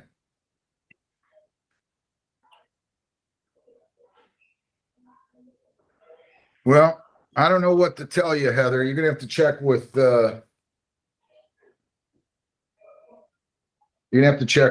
Amy, see what she thinks. I mean, Okay. they're not here to tell them to coordinate with this. That's all I'm gonna do. I don't know what else to do. The circuit court will have to worry about that, I suppose, but we're not supposed to send it down. I don't remember sending one down, a bind over packet without being printed. So somebody's gonna have to figure it out, but they're not Okay, here. I'll and, talk to her. Thank you. Good luck, sir. April 21. Thanks, Ms. Patillo. Thank you, Mrs. Smaro. Thank you, Your Honor. Judge, have a good afternoon. Have a good day. You too. Thanks a lot. I want somebody on brand. Did you ever call Beth? Sharon? Well, it's Emily's case. We got to get somebody over here. Anaya Kenyatta Greer, what are we doing on this one? This is 25F244382. This is Miss O'Donnell's matter. She was tied up and wanted to ask about it. Miss Greer is pleading guilty for the violation. Ma'am, your name? Anaya Greer. Right, so your appearance, Mr. Haynes, is that what you want to do, as your lawyer said, is plead guilty to these charges? Yes. All right, so I've entered a not guilty plea, just to be clear, for purposes of arraignment. And if you plead guilty here, this would be 4 technical violations. You could have your probation revoked and be incarcerated for 90 days. You understand that? Yes. I already covered your rights with you, correct? Yes. If you plead guilty here this morning, you're giving up your right to a contested hearing, your right to remain silent at the hearing, your right to question their witnesses at the hearing, your right to bring in your own witnesses, to use the subpoena powers of the court to bring in your own witnesses, to testify or remain silent. If you remain silent, that silence would not be held against you. Do you understand me? Yes. All right. You still wish to plead guilty to these charges? Yes. As the count 1, you failed to complete the alcohol and drug insight and awareness program. How do you plead? Guilty. Did you fail to attend that program? Yes. As the count 2, you failed to attend the anger management program. How do you plead? Guilty. Failed to do that? Yes. As the count 3, that you failed to pay your fines and costs as ordered. How do you plead to that? Guilty. Did you fail to do that? Yes. As the count 4, you failed to provide proof of completing 16 hours of community service by December 15 of 25. How do you plead to that? Guilty. You failed to complete your community service by that date? Yes. Anybody force you to plead guilty? No. Please accept it. Okay, so look, you're not doing very well here. Do you ever play any sports? No. Well, let's assume you played softball. If you hit 0 for 26, that's about where you are right now. What's going on? You're not doing anything. She had not completed community service by that day, and I haven't been able to verify this yet, but she says it's completed now. She has to grow up. I'm setting a sentencing date. You better have your community service. Listen, I want you to listen to me very carefully. And if you just get off Zoom and you don't do any steps, take any steps, you're going to have to find somebody to watch that child for about 15 days. Do we understand one another? Yes. Sentencing, give me a date, 4 weeks. Defendant to complete anger management. Complete drug insight and awareness program. Complete community service. If you've completed it, that's great. We need proof. Do we understand one another? Yes. You're not doing too well on this little endeavor here. Give me a date in 4 weeks, if you would, Beth. Heather. May 11th. At At 8:30. At 8:30. You're gonna have to get somebody to watch your child that day, young lady. I can't. Go ahead. With the fines and costs, what's the expectation? I want her to pay them. I'm less worried about the fines and costs than her getting herself some help in some of these things and doing things that she could do. And then secondary, that she was looking for lower cost options for the program she has to do for her anger management. She can confer with her probation officer. Who's your probation officer? You talk to Ms. O'Donnell and you figure some things out, but I can't help you with this. You gotta move. I tried to talk to her. She just told me to present it to you at this hearing. So, She what? when I tried to talk to her about it, she told me just to present it to you at this hearing. So I'm not sure. I don't know anything about lower cost options. I don't Yes. keep track of what things cost. Yeah, she just told me to have them on hand and present it to you and see if you would accept it. That's what she told me. Where's she at right now? She's probably in her office. Call her, John.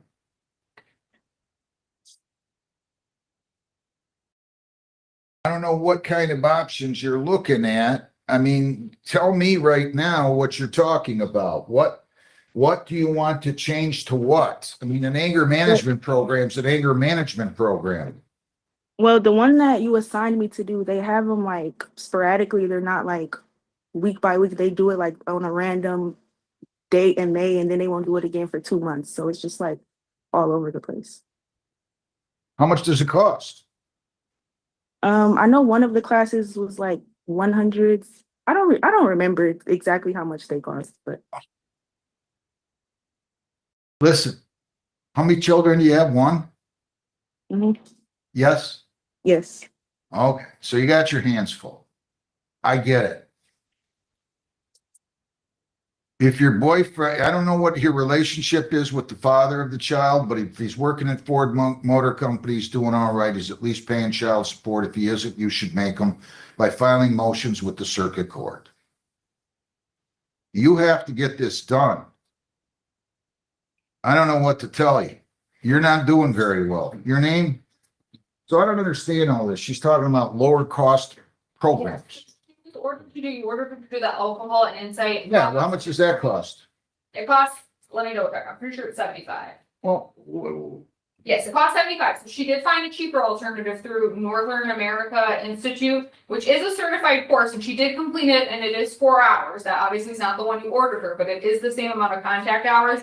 They did send me over the proof of verification that she did complete it, and it's a similar class as, but again, it's not the one through prevention education. where's that one at? It's through Northern America Learning Institute. They do a lot of court ordered stuff. It's just not a corporation that we use generally.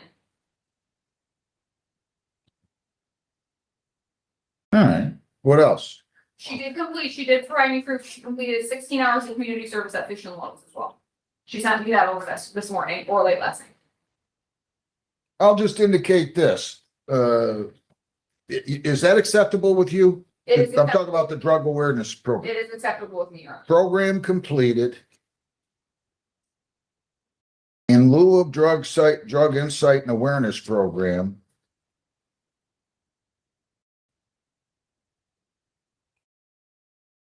Deemed satisfied, but I'm not gonna be so good about that if you don't get Ms. O'Donnell's proof or consent to do something in the anger management program we sent her to. So really, all you need her to do is make sure you've got the community service completed.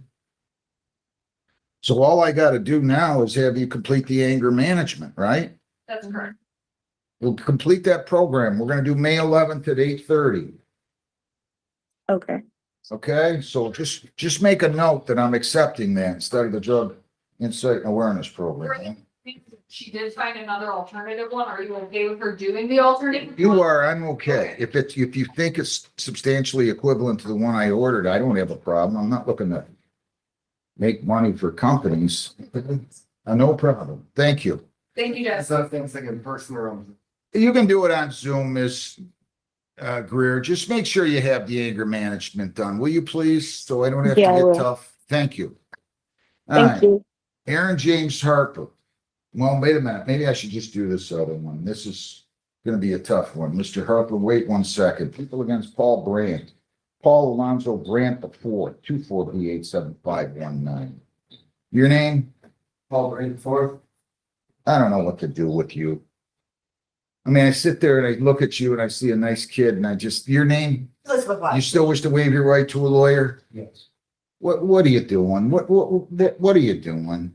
It's had a rough patch in my life. Tell me. I want to know because you didn't show up in February, you didn't show up in September. I'm not a fan of people ignoring courts. I lost my job at the end of last year. Following that, me and my family of 4 lost our house. Currently residing with my grandmother. I have another newborn due. Slow down a second. Slow down 1 second. Heather, I've got this other file. I just want to make sure the DNR is out there. They're up there. Okay. They are, So, yeah. so I'm gonna do them in this order. If they want to just stay muted, you can tell them. I'm doing Mr. Brandt's, then Mr. Harper has a ton of these. I hope he's got a lot of money with him. And then, I'm gonna do, the DNR signing on record. Let's start over, okay? Tell me what you wanted to say. What's the rough patch? At the end of last year, I lost my plumbing job with the Plumbing Pros out of Livonia, Michigan. What year? You said last year, but what month? The end of 2025. Okay, so just 3 months, 4 months ago. Correct. Okay, Following that immediately, just a couple weeks after, I fell behind on my rent, the mobile home complex we're staying in Newport, so me and my family lost our home as well. We moved in. who's your with family? My fiance and my 2 sons. Did you have them with her? Yes, I did. Go ahead. Me and my fiance and my family moved in with their grandmother, found another plumbing job with Trent's Plumbing out of Downriver, Michigan. What plumbing? Trent's Plumbing, Okay, and that's in the Downriver area. I'm now employed with him. I'm trying to get caught up on finding a new house, being that I have an eviction on my record is making it very, very hard for me and my family to move. Being that money is very, very tight, we're trying to save as much as we can to get out there in this house as fast as possible. We have a baby due in the beginning of July. so now you got a third one coming? Correct, in the beginning of July. I'm trying to make most. So you just decided you're gonna blow this off?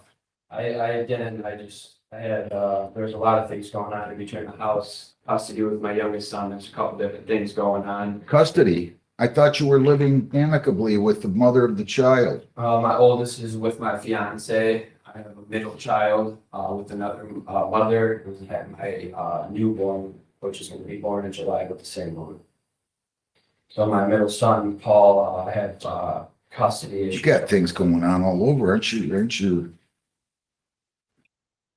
I would like to get this. Did you hear what I said to you? What was You that? got a lot going on. Yes, sir.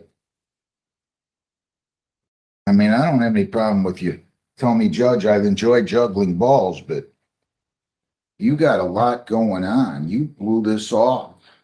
So with the custody stuff with my son, it was very important with. Of course it was. Did anybody tell you to just blow this off and focus on the custody issues and everything else you got going? No, sir.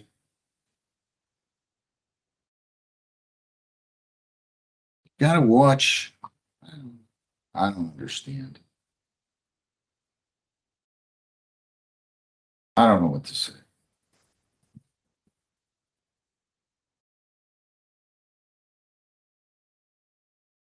I mean, I don't really have any choice. You're leaving me with no choice here. Probation is set to expire. Well, I guess we have 6 more months. You didn't pay, did he pay his restitution? Yes, Judge, or no, I'm sorry, there's $128.19 left on restitution. That should have been paid back into the area to do it. Oh, you lost your job. Wasn't this, you had a fraudulent scheme involving a plumber? Correct. That's a completely different story. Well, I don't want to hear the story anymore. We already covered that, but you're stealing or engaging in fraudulent schemes. You're not taking care of your probation. Scheme was a misunderstanding, Your Honor. Well, I took a plea, and I know how I do things, and I know I wouldn't have taken the plea if there wasn't a basis to take the plea.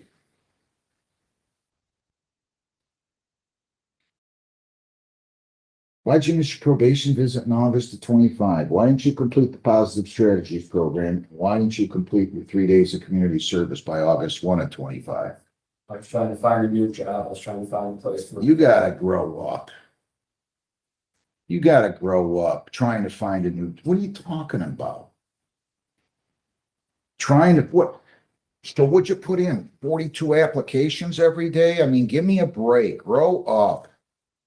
You sound like a little. I'm telling you, I was trying to find a new job.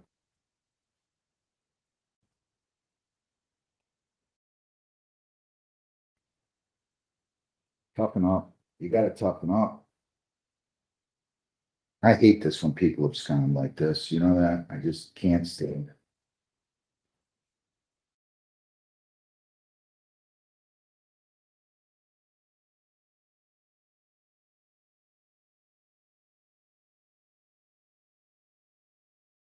Probation is supposed to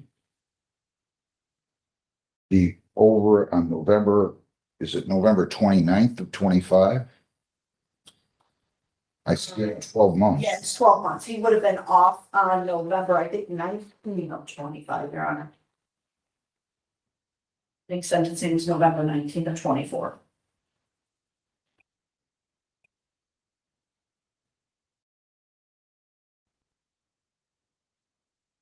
I hate to see young people ruin their lives like this. It bothers me. Shouldn't bother me. I mean, you're not my kid. But you're acting like somebody that needs to really toughen up. I was looking for a job. What do you mean you were looking for a job? Somehow, some way, I find it impossible to believe that you were looking so hard for a job that you couldn't find, that you couldn't do the whopping 3 days of community service that were supposed to be done by August 1 of 25. You fathered 2 kids with a third one on the way. You just got kicked out of a mobile home. You need to get tough. You need to get tough. The world doesn't owe you a living. I'm just disappointed. You seem like a nice kid. I don't remember you. But I cannot excuse what you've done here.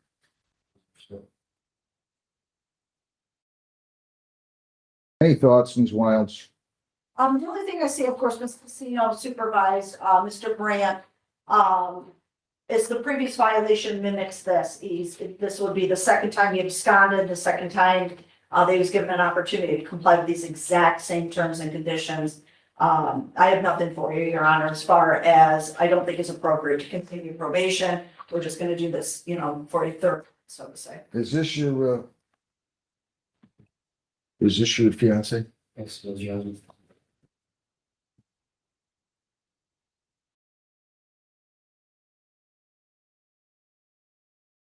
She's right.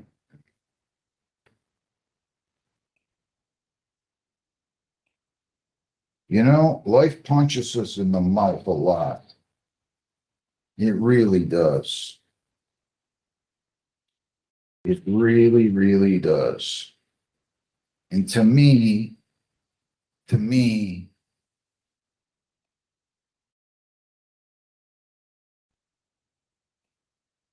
don't know what to tell you, except you gotta toughen up. I mean, it's a cruel world out there. It's a cruel world out there. There's anger, there's animosity. You had children, and you have a responsibility to them 100 times more than you do to yourself, to provide them with a roof over their head, a stable environment where they're not going mobile home to grandma's, to anybody else's, to clothe them, to feed them, to teach them right. And how can you teach them right if you're not teaching yourself right, or obviously haven't been taught? Now, I can do one of two things here. I can just throw the book away and you can go sit in jail for 60 days if you want. I got no problem with you telling me that. There's something that makes me think that maybe you're worth taking a chance on again, but you're still going to jail today. Now, I think you got it. I'm telling you, I cannot emphasize this enough. Did you graduate? Graduate. Did you have, were you living with parents? I was living with my grandmother through my childhood, and I had kids at a young age. Where were your parents at? What was that? Where were your parents? So where'd they go? Do you have any idea? My mother still lives in the general area, but I don't talk to either of my. Nice. The one thing I just can't imagine. This is the problem we have going on. Can't imagine what I'd have to do. One of my kids would have to do to me for me not to talk to him again or not to stay in touch with him. I can't imagine. They'd have to run me over with the car and then be laughing at me when I'm on life support. It's the problem we have going on in society, not enough caring parents. So for that reason, here's what I'm doing. I believe that you can do this. I want you to finish your probation. You're going to jail today for 7 days. I'm extending your probation until, I get it. It's hard to keep anybody cured. So what I'm doing is I'm extending probation until July the 29th of 24. Probation is extended until July 29th of 24, which should, is it, I'm having a hard time reading my writing on the sentencing. Is it the 26th or 29th? I have November 19 of 24 Yeah, see, I can't read. that he was sentenced. He was. November 19 of 24. He was. So then it's July the 19th of 26. And that means we're extending probation for a period of 8 months. I'm going to reduce your probation fees from 160 to 100. Defendant to serve 7 days now. You got an obligation. I don't know what it is about you. I think you're worth saving, but you got to take care of your business.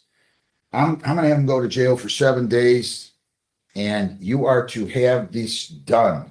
Defendant to complete community service and positive strategies program by, today is April the 14th. I'm gonna make it June the 15th. Do not disappoint me. If you come back here or you abscond again, you will get every day you have come. We need his new address too, Your Honor. I'm gonna let you get that from, will you do that for me? Yeah. You have 21 days to appeal, 14 days to apply I have one question. for a court-appointed lawyer. No, I'm not changing my mind on the jail. No, it was a question. How many days do I have to complete the community service?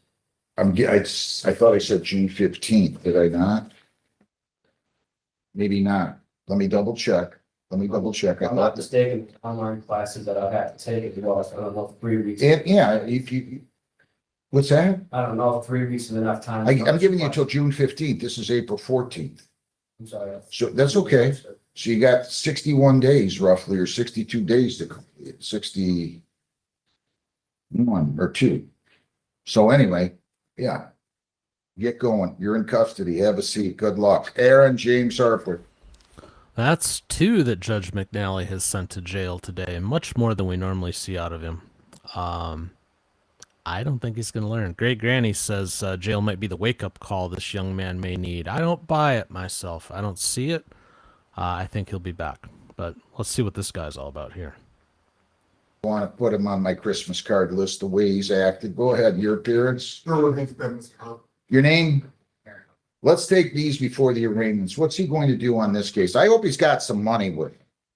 You've been playing with I'm going to shock you because you're going to go to jail on these civil infractions if you're not paying these. You have been thumbing your nose at this court like, I don't know who you think you are. You must own the Midwest or at least be emperor of the Eastern half of the United States of America.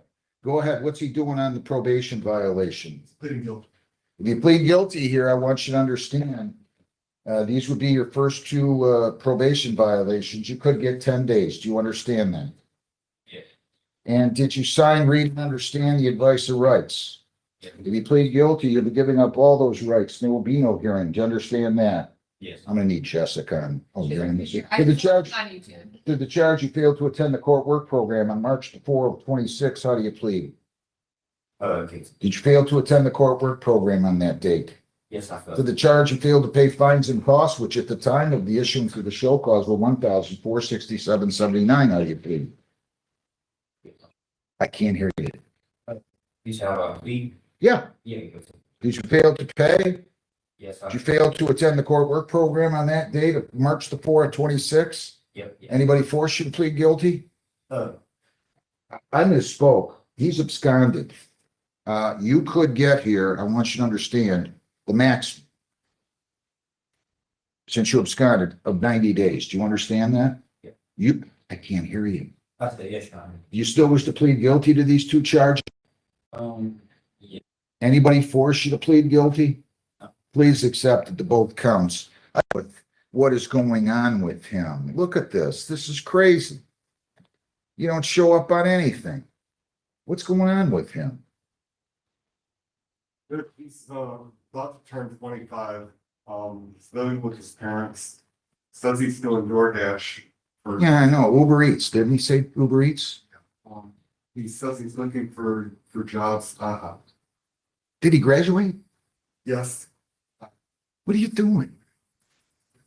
Judge, just to be candid, Mr. Harper seems like a very nice young man who's been polite and strong at lessons. He seems very immature. I get it. I mean, that's my impression. Didn't talk to him like you did, but you gotta grow up. What is going on out there? It pains me to see this. People do this to themselves. Why are you living with your parents at the age of 25? Can I ask you a question? I mean, if you told me, Judge, I'm getting my medical degree, I'm getting my law degree, I'm going through trade school, I'm staying there because my parents have plenty of room and I want to make and save a lot of money so I can buy a house. If you told me something like that, it would be understandable. And I'm not saying school's for everybody, but you're working at Uber Eats.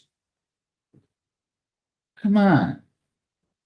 No wonder you're not motivated to move out. It's easy to stay home and play video games. How many hours are you working? It's like, it's a whole and every other week. So if you're working 7 days a week, yes? Well, that's anywhere between 49 and 63 hours a week. How much do you feel like you make per hour?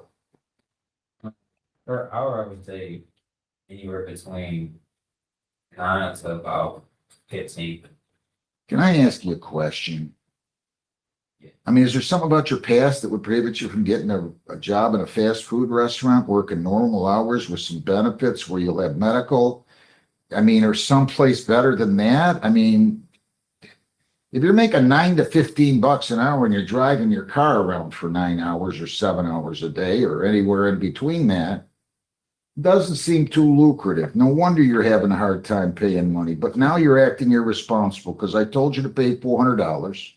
You did the right thing coming in and talking to me back in October because I told you to do that if you didn't have the money. Then you just disappeared. You graduated high school, right? Yes. From where? And Redford, it's a school called Thurston. I'm sorry? I said school called Thurston. Thurston? I've been around Wayne County for a while. I get it. You don't have to talk to me like I just moved here. What am I gonna do with it? The other problem might come up because he's got these tickets and they're not getting paid. They could lead to suspension I at know. some point, and then he won't be able to do. I can't satisfy all these problems that they confront me with every day, though. Now, we talked about the payment plan. He doesn't make a lot of money. I think he committed himself to $400 or bi-weekly. I just feel like this is what I'm doing every day now. You know what I mean? Every single day, I just feel like it's like spitting in the wind. Could pay going forward. He says he could do 200 a month starting May 1st. You telling me that? Look at these. Did you look at this? A lot of respect for your lawyer. Not only do I like him, he's a really good lawyer. I don't know what I'm supposed to do with you.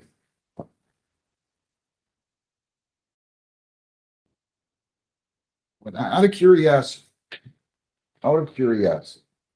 what made you? Did you post a bond? Well, how did we schedule this for show cause, Heather, all of a sudden? He hadn't shown up back on, oh, we didn't issue the show cause for this time. I see.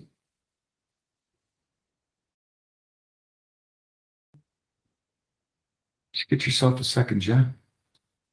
Yeah, that's what I've been trying to do. And Where have you applied? Well, tell me where you've applied. Don't just give me lip service. Where have you applied? Like you said, fast food restaurants, like the janitor jobs, like the lawnmower jobs, Yeah, I know what a lawnmower is. Thanks. Can you hand me stuff like that.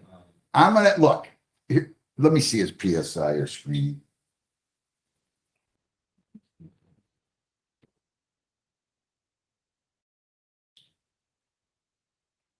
You got an associate's degree. Yeah. Is that true? Yes. Where are you using it?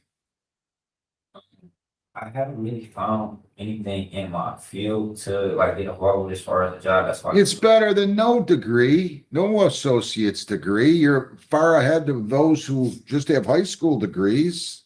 Yeah. And nothing else. Yeah, you're hanging out with the wrong guys, man. So you're another one I feel sorry for. You got to toughen up. I do think you're very immature. I mean, that isn't, I'm not intending to knock you. I'm just telling you, you're kind of immature. You're not kind of, you are. Sentence date in 4 weeks. Reschedule them on the court work program. Get a second job. I'm going to underline that.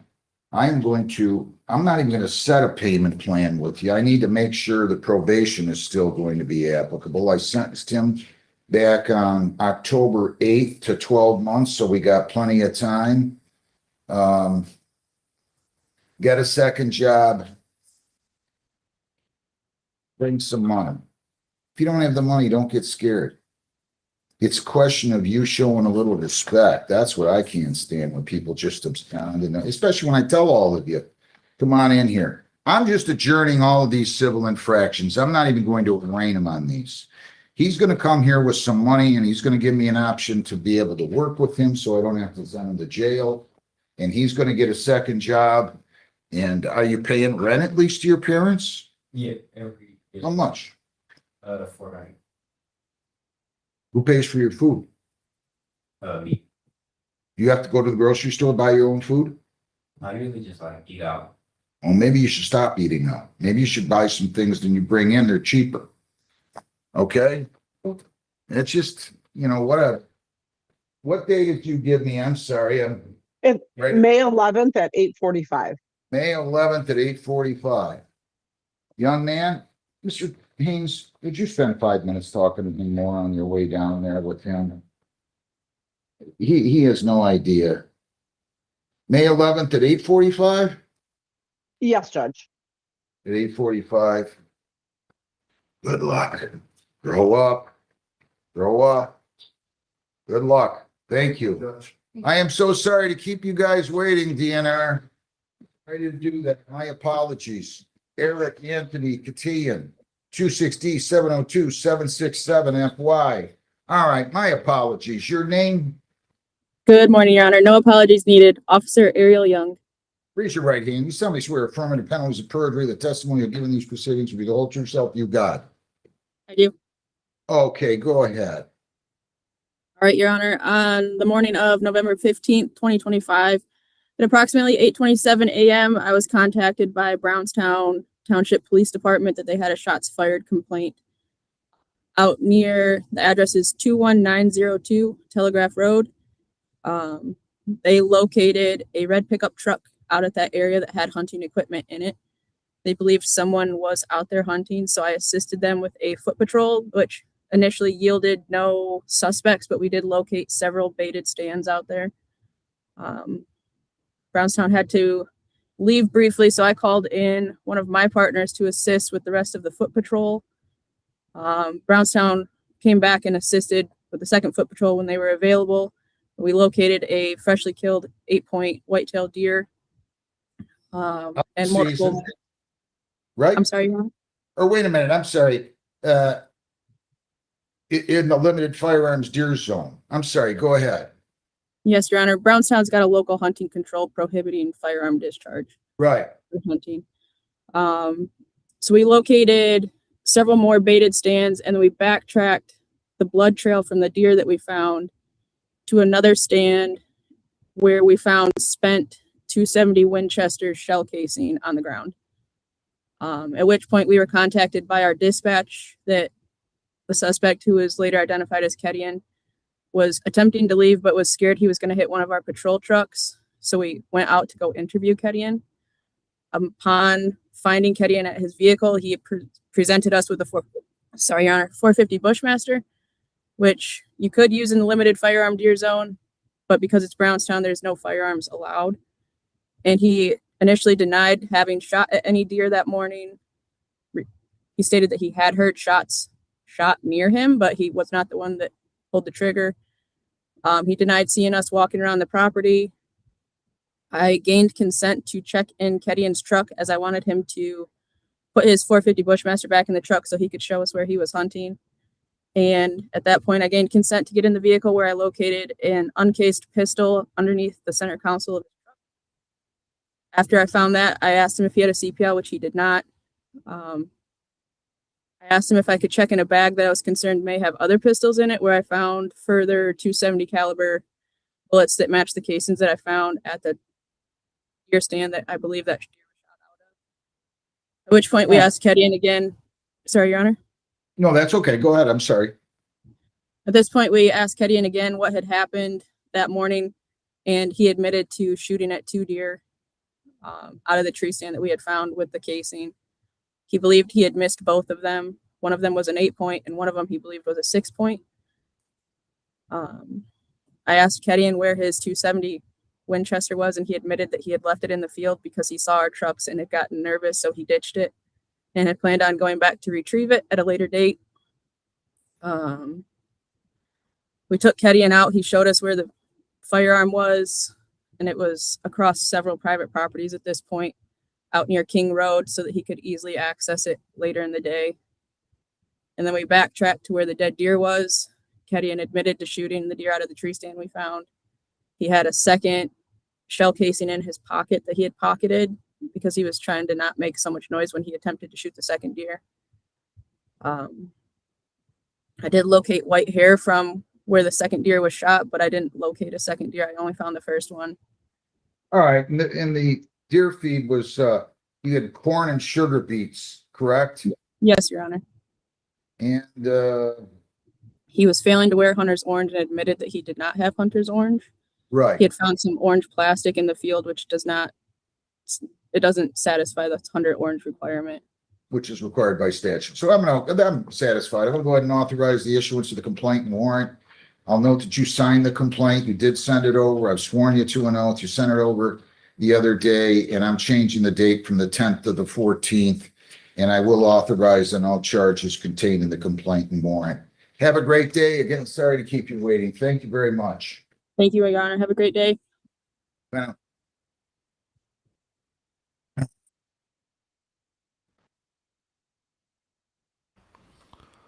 Well, okie dokie, then that's the end of Judge McNally's day. Let's go back to Judge Boyd. I believe this is the person we saw earlier.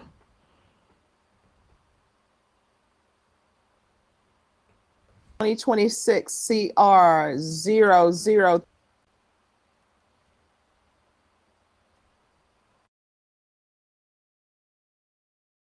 As for the state, Valerie Headland for Justin Bettis. Are you Mr. Bettis? Yes, ma'am. Counsel, have you received all discovery? Did you review it with your client? I have, and I did. Court will find that the state is in compliance with discovery. Mr. Bettis, did you review the application for community supervision with your attorney? Did you understand it and sign it? Yes, ma'am, I did. And to review the true bill of indictment with your attorney? Yes. Did you understand it? Yes. Counsel, do you waive the reading? Yes. State, are you proceeding as presented? No, Your Honor, state moves to proceed on the lesser included of attempted assault of a hospital pursuit. And no objection.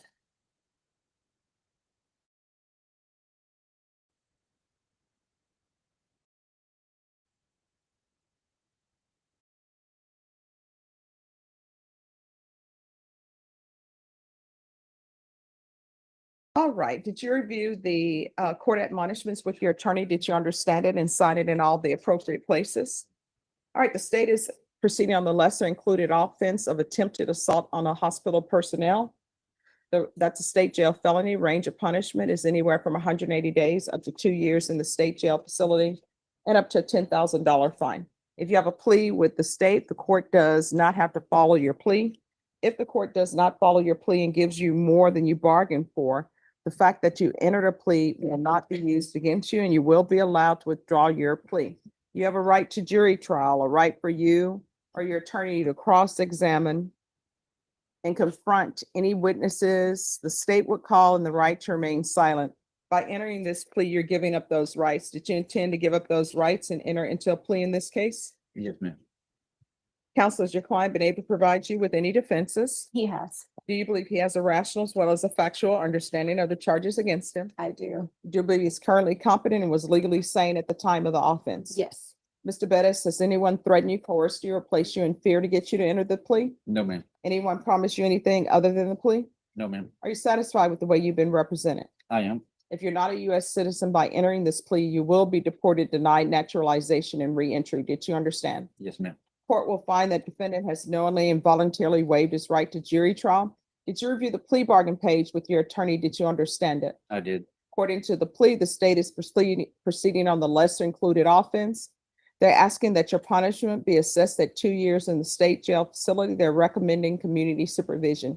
Did you understand that to be your plea? Yes, ma'am. State defense, is that the plea? Yes, Judge. Yes. Did you review the waiver of appeal paragraph with your attorney? Did you understand it and sign it in both I places? did. By signing that, you're waiving your right to appeal. The only items that can be appealed are written pretrial motions that have been filed, heard, and ruled upon by the court. Did you understand? Yes. Counsel, have there been any such motions? No. Outside the agreement, the state is recommending that your community supervision be for a term of 2 years. There be a TAP evaluation, 100 hours of community service restitution, no contact with Judith Ramirez, the APSE course, MRT, regular random UAs, and the mental health evaluation. Did you understand those were recommendations from the state, and the court does not have to follow those recommendations? Yes, ma'am. Then to the lesser included offense, how do you plead? No. Guilty, not guilty, or no contest? No contest. State, any evidence? Yes, Your Honor. State offer States Exhibit 1 and all attachments. No objection. All right, state, you may be excused. Thank you. Did you review the waiver and stipulations with your attorney? Did you understand it and sign it in all the appropriate places? I did. Again, did you understand you have a right to jury trial, a right for you or your attorney to cross-examine and confront any witnesses the state would call in, the right to remain silent? Yes, ma'am. Did you understand that today the state will be presenting evidence in the form of witnesses' statements and police reports? But most importantly, there'll be no live testimony. Did you understand? Yes, ma'am. Court will find that defendant has knowingly and voluntarily waived and consented to stipulation of testimony and stipulations. Court will accept into evidence States Exhibits 1 and attachments and review the same.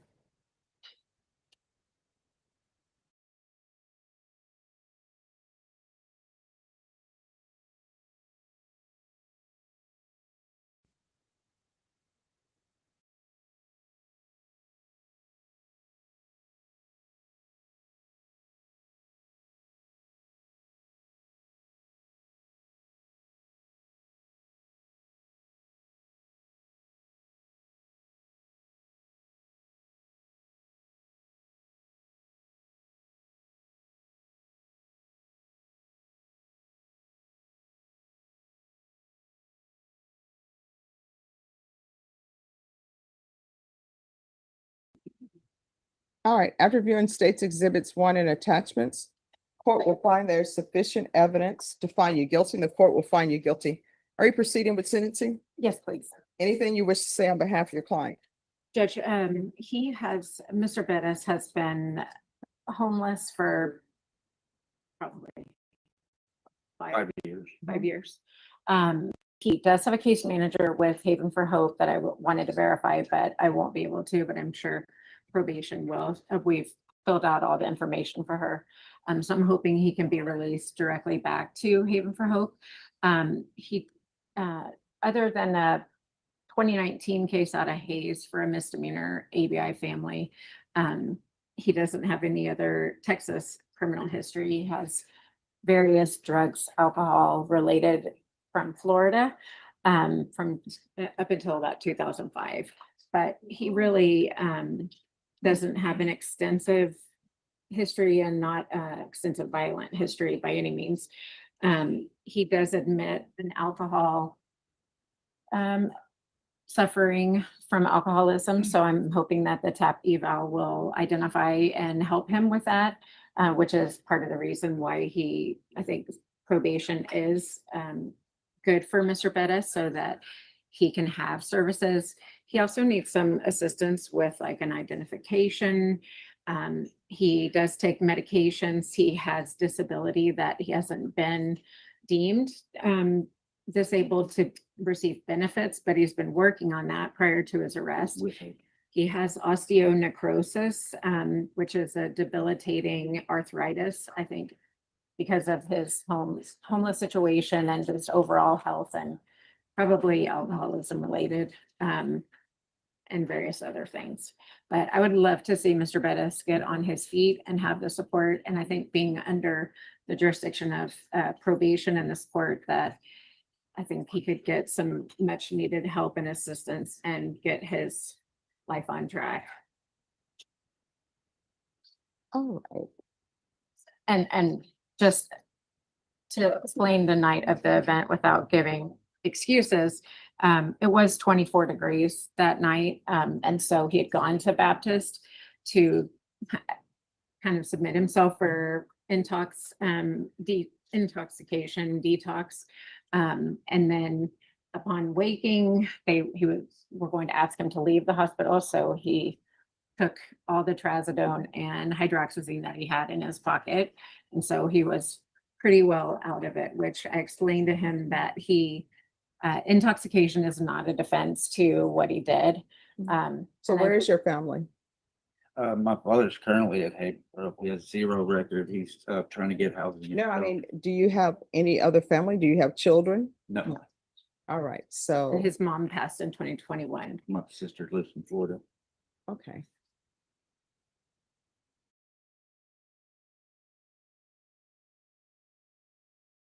All right, this is what I'm going to do. I'm going to find you guilty, sentence you to 2 years in the state jail facility, suspended and probated for 2 years. Regular reporting by Zoom or in person, regular random UAs, no contact with Judith Ramirez, 100 hours of community service restitution. For every sober support meeting that is completed, 1 hour will be deducted. TAP evaluation and referral to felony drug court in custody. Felony drug court will be able to help you obtain your ID, give you the proper resources you need. They'll also be able to help you with housing and help you with any substance abuse issues you may have. Because it's Tuesday, felony drug court will get the referral to them today. They'll probably be able to see you before the week is out, but at the earliest, maybe Monday. And you need to be honest with them, right? There is to be proof of employment or SSI within 45 days of release. There's to be no employment as a home health care provider or with minors. MIC evaluation out of custody. No residing in households with minors. Probation, is there anything else that's required? Thank you. Field visits 1 time per month until further notice. And I apologize, did you say 100 or 200 community service hours? 100. Thank you. Nothing else. Is there anything else you need from the court to be successful? No, I mean, what I was going through at Haven for Hope about my ID is because my birth certificate and my social security card are opposing names. All right, no. So what you do is hopefully you will be admitted to felony drug court.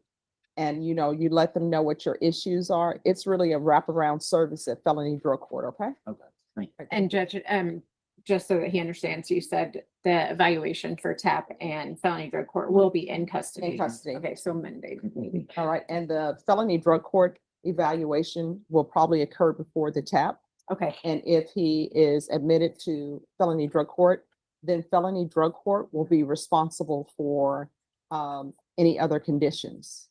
I won't set the conditions. Some of the conditions I have set, they may say they don't think it's appropriate and do something else. Okay.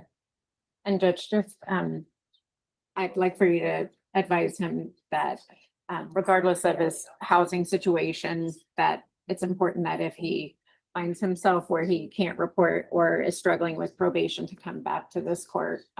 So he needs to make sure that you have till December to come back and see me. Oh, just show up. Well, if you struggle, you can contact me or come back to the court. Yes. Just don't hit the street and don't come back, okay? All right, thank you. Thank you, Judge. All right, Roger, you need to speak to the caseworker for your client. Great. In the case. Okay, friends, let's go back to the board in Louisiana. We'll finish our day there. Good morning. Good morning.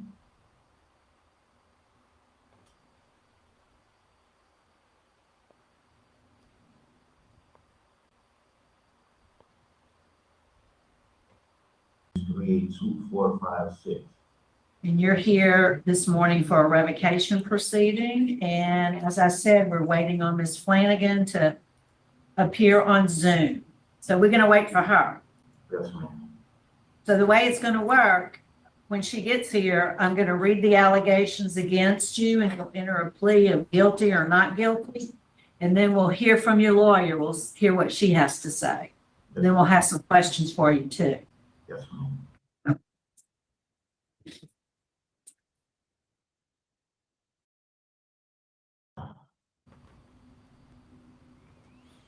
All right, well, let's bump forward past. Nope. She's in.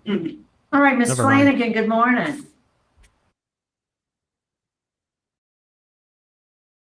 Hi, good morning. We have done our preliminaries and introductions with Mr. Taylor, so we are ready to begin. So I'll read the allegations, Mr. Taylor, as I said, and ask you to enter your plea, and then we'll hear from Ms. Flanagan. So you ready to proceed? Yes, ma'am, I am. All right, so you're accused of violating the conditions of your parole. I have two conditions. One is condition number 4, and it states, in or around November 2024, you committed the crime of illegal transmission of monetary funds, causing the issuance of a warrant by the New Orleans Police Department on May 23rd, 2025. The bill of information was accepted August 8, 2025. On January 26th of this year, 2026, the illegal transmission of monetary funds charge was now crossed by the DA's office in Orleans. So how do you plead to violating condition number 4? I'm guilty.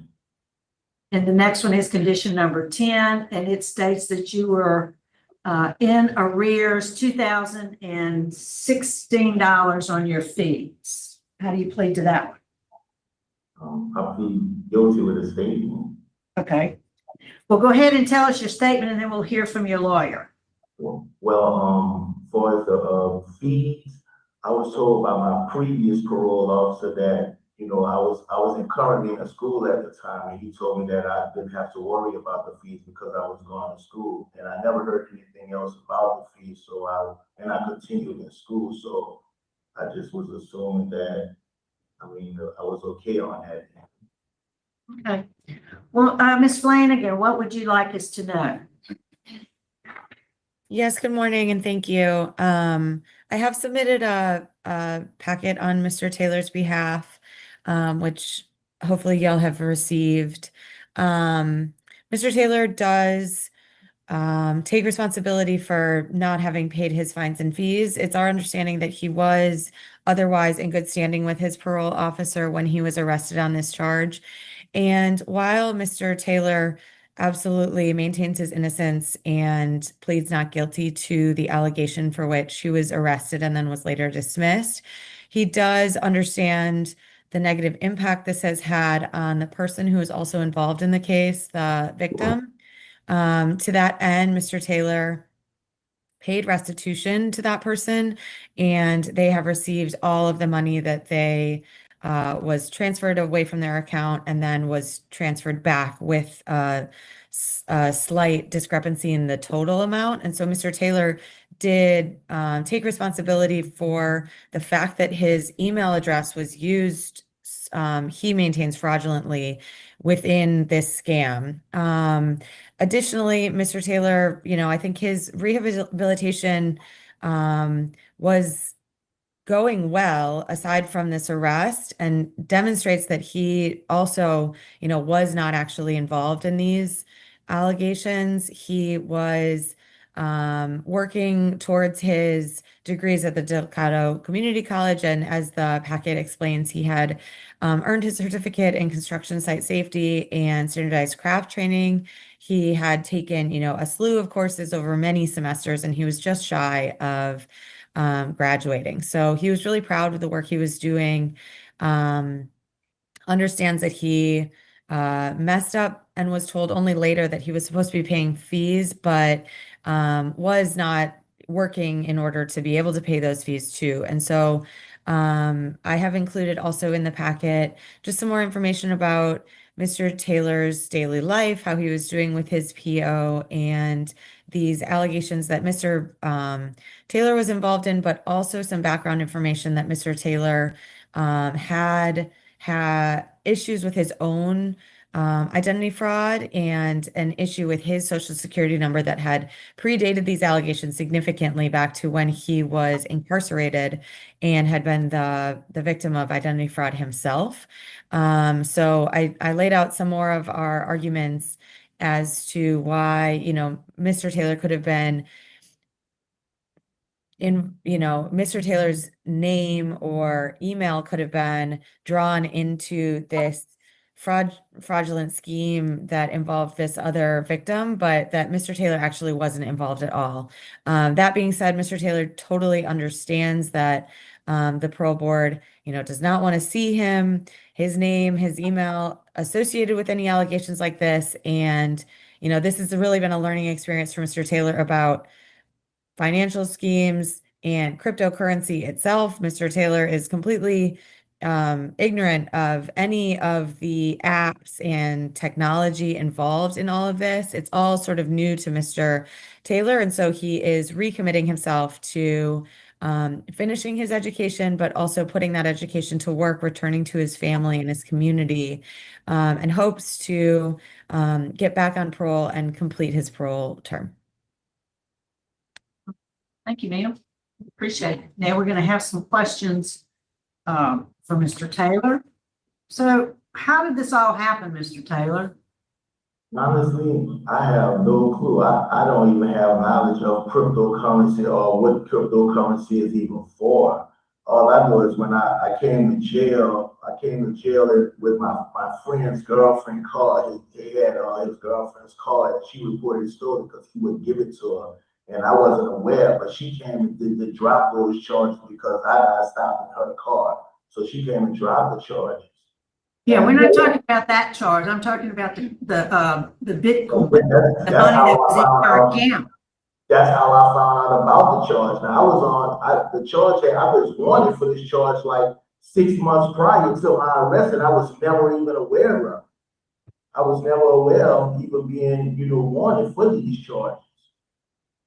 And well, what I'm trying to get at is the money that we're talking about was transferred into your account, not from your account, but into your account. No, it wasn't an account that belongs to me. I never had any involvement. I don't even own cryptocurrency. I don't even know what it is. I've never had a cryptocurrency account.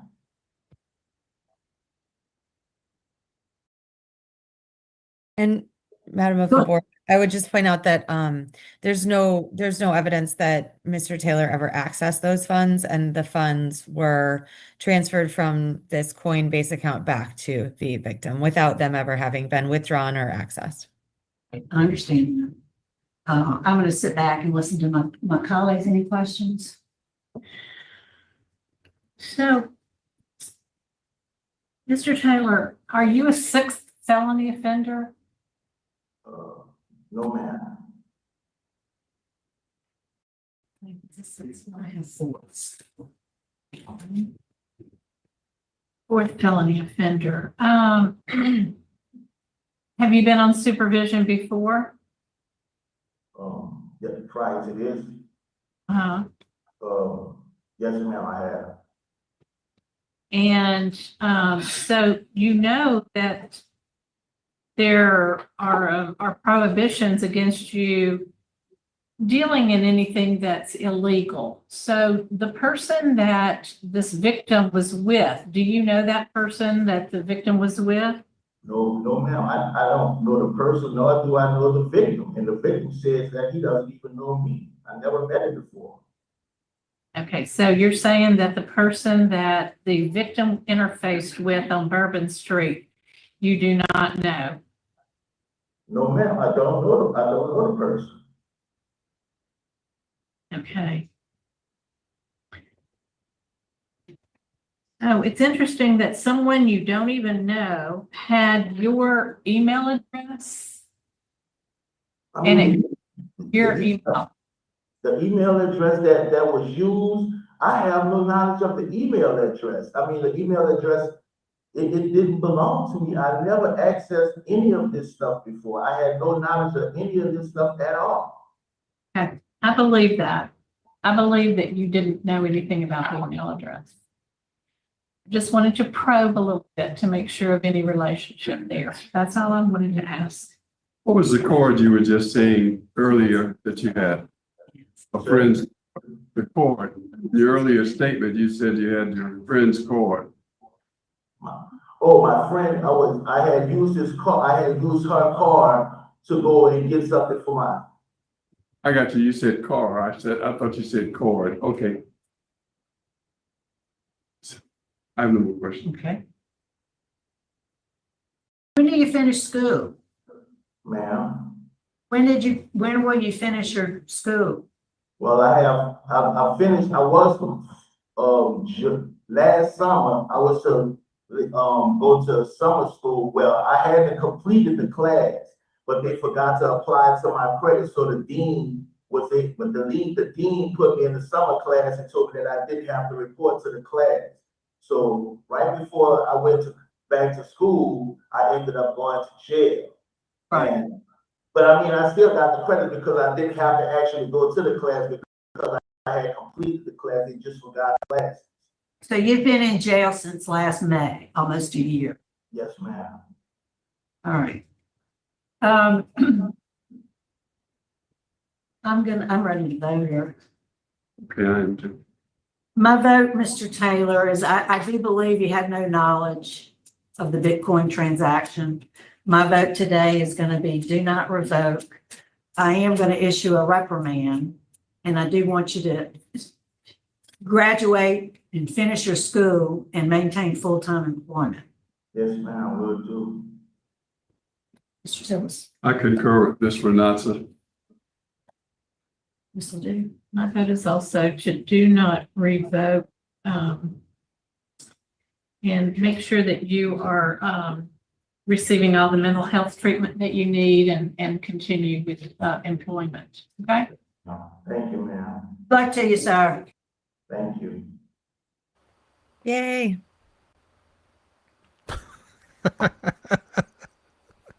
Finishes off with a yay. All right. I thought they would revoke him, personally. Oh, good for him, I guess.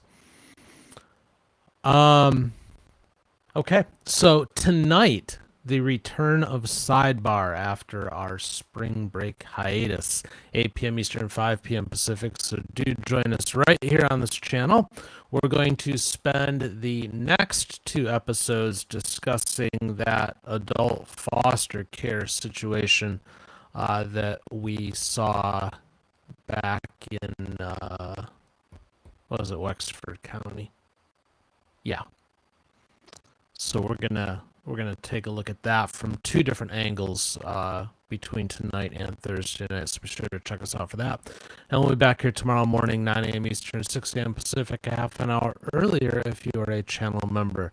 Go have yourselves a great day and do join us tonight. Take care. God bless.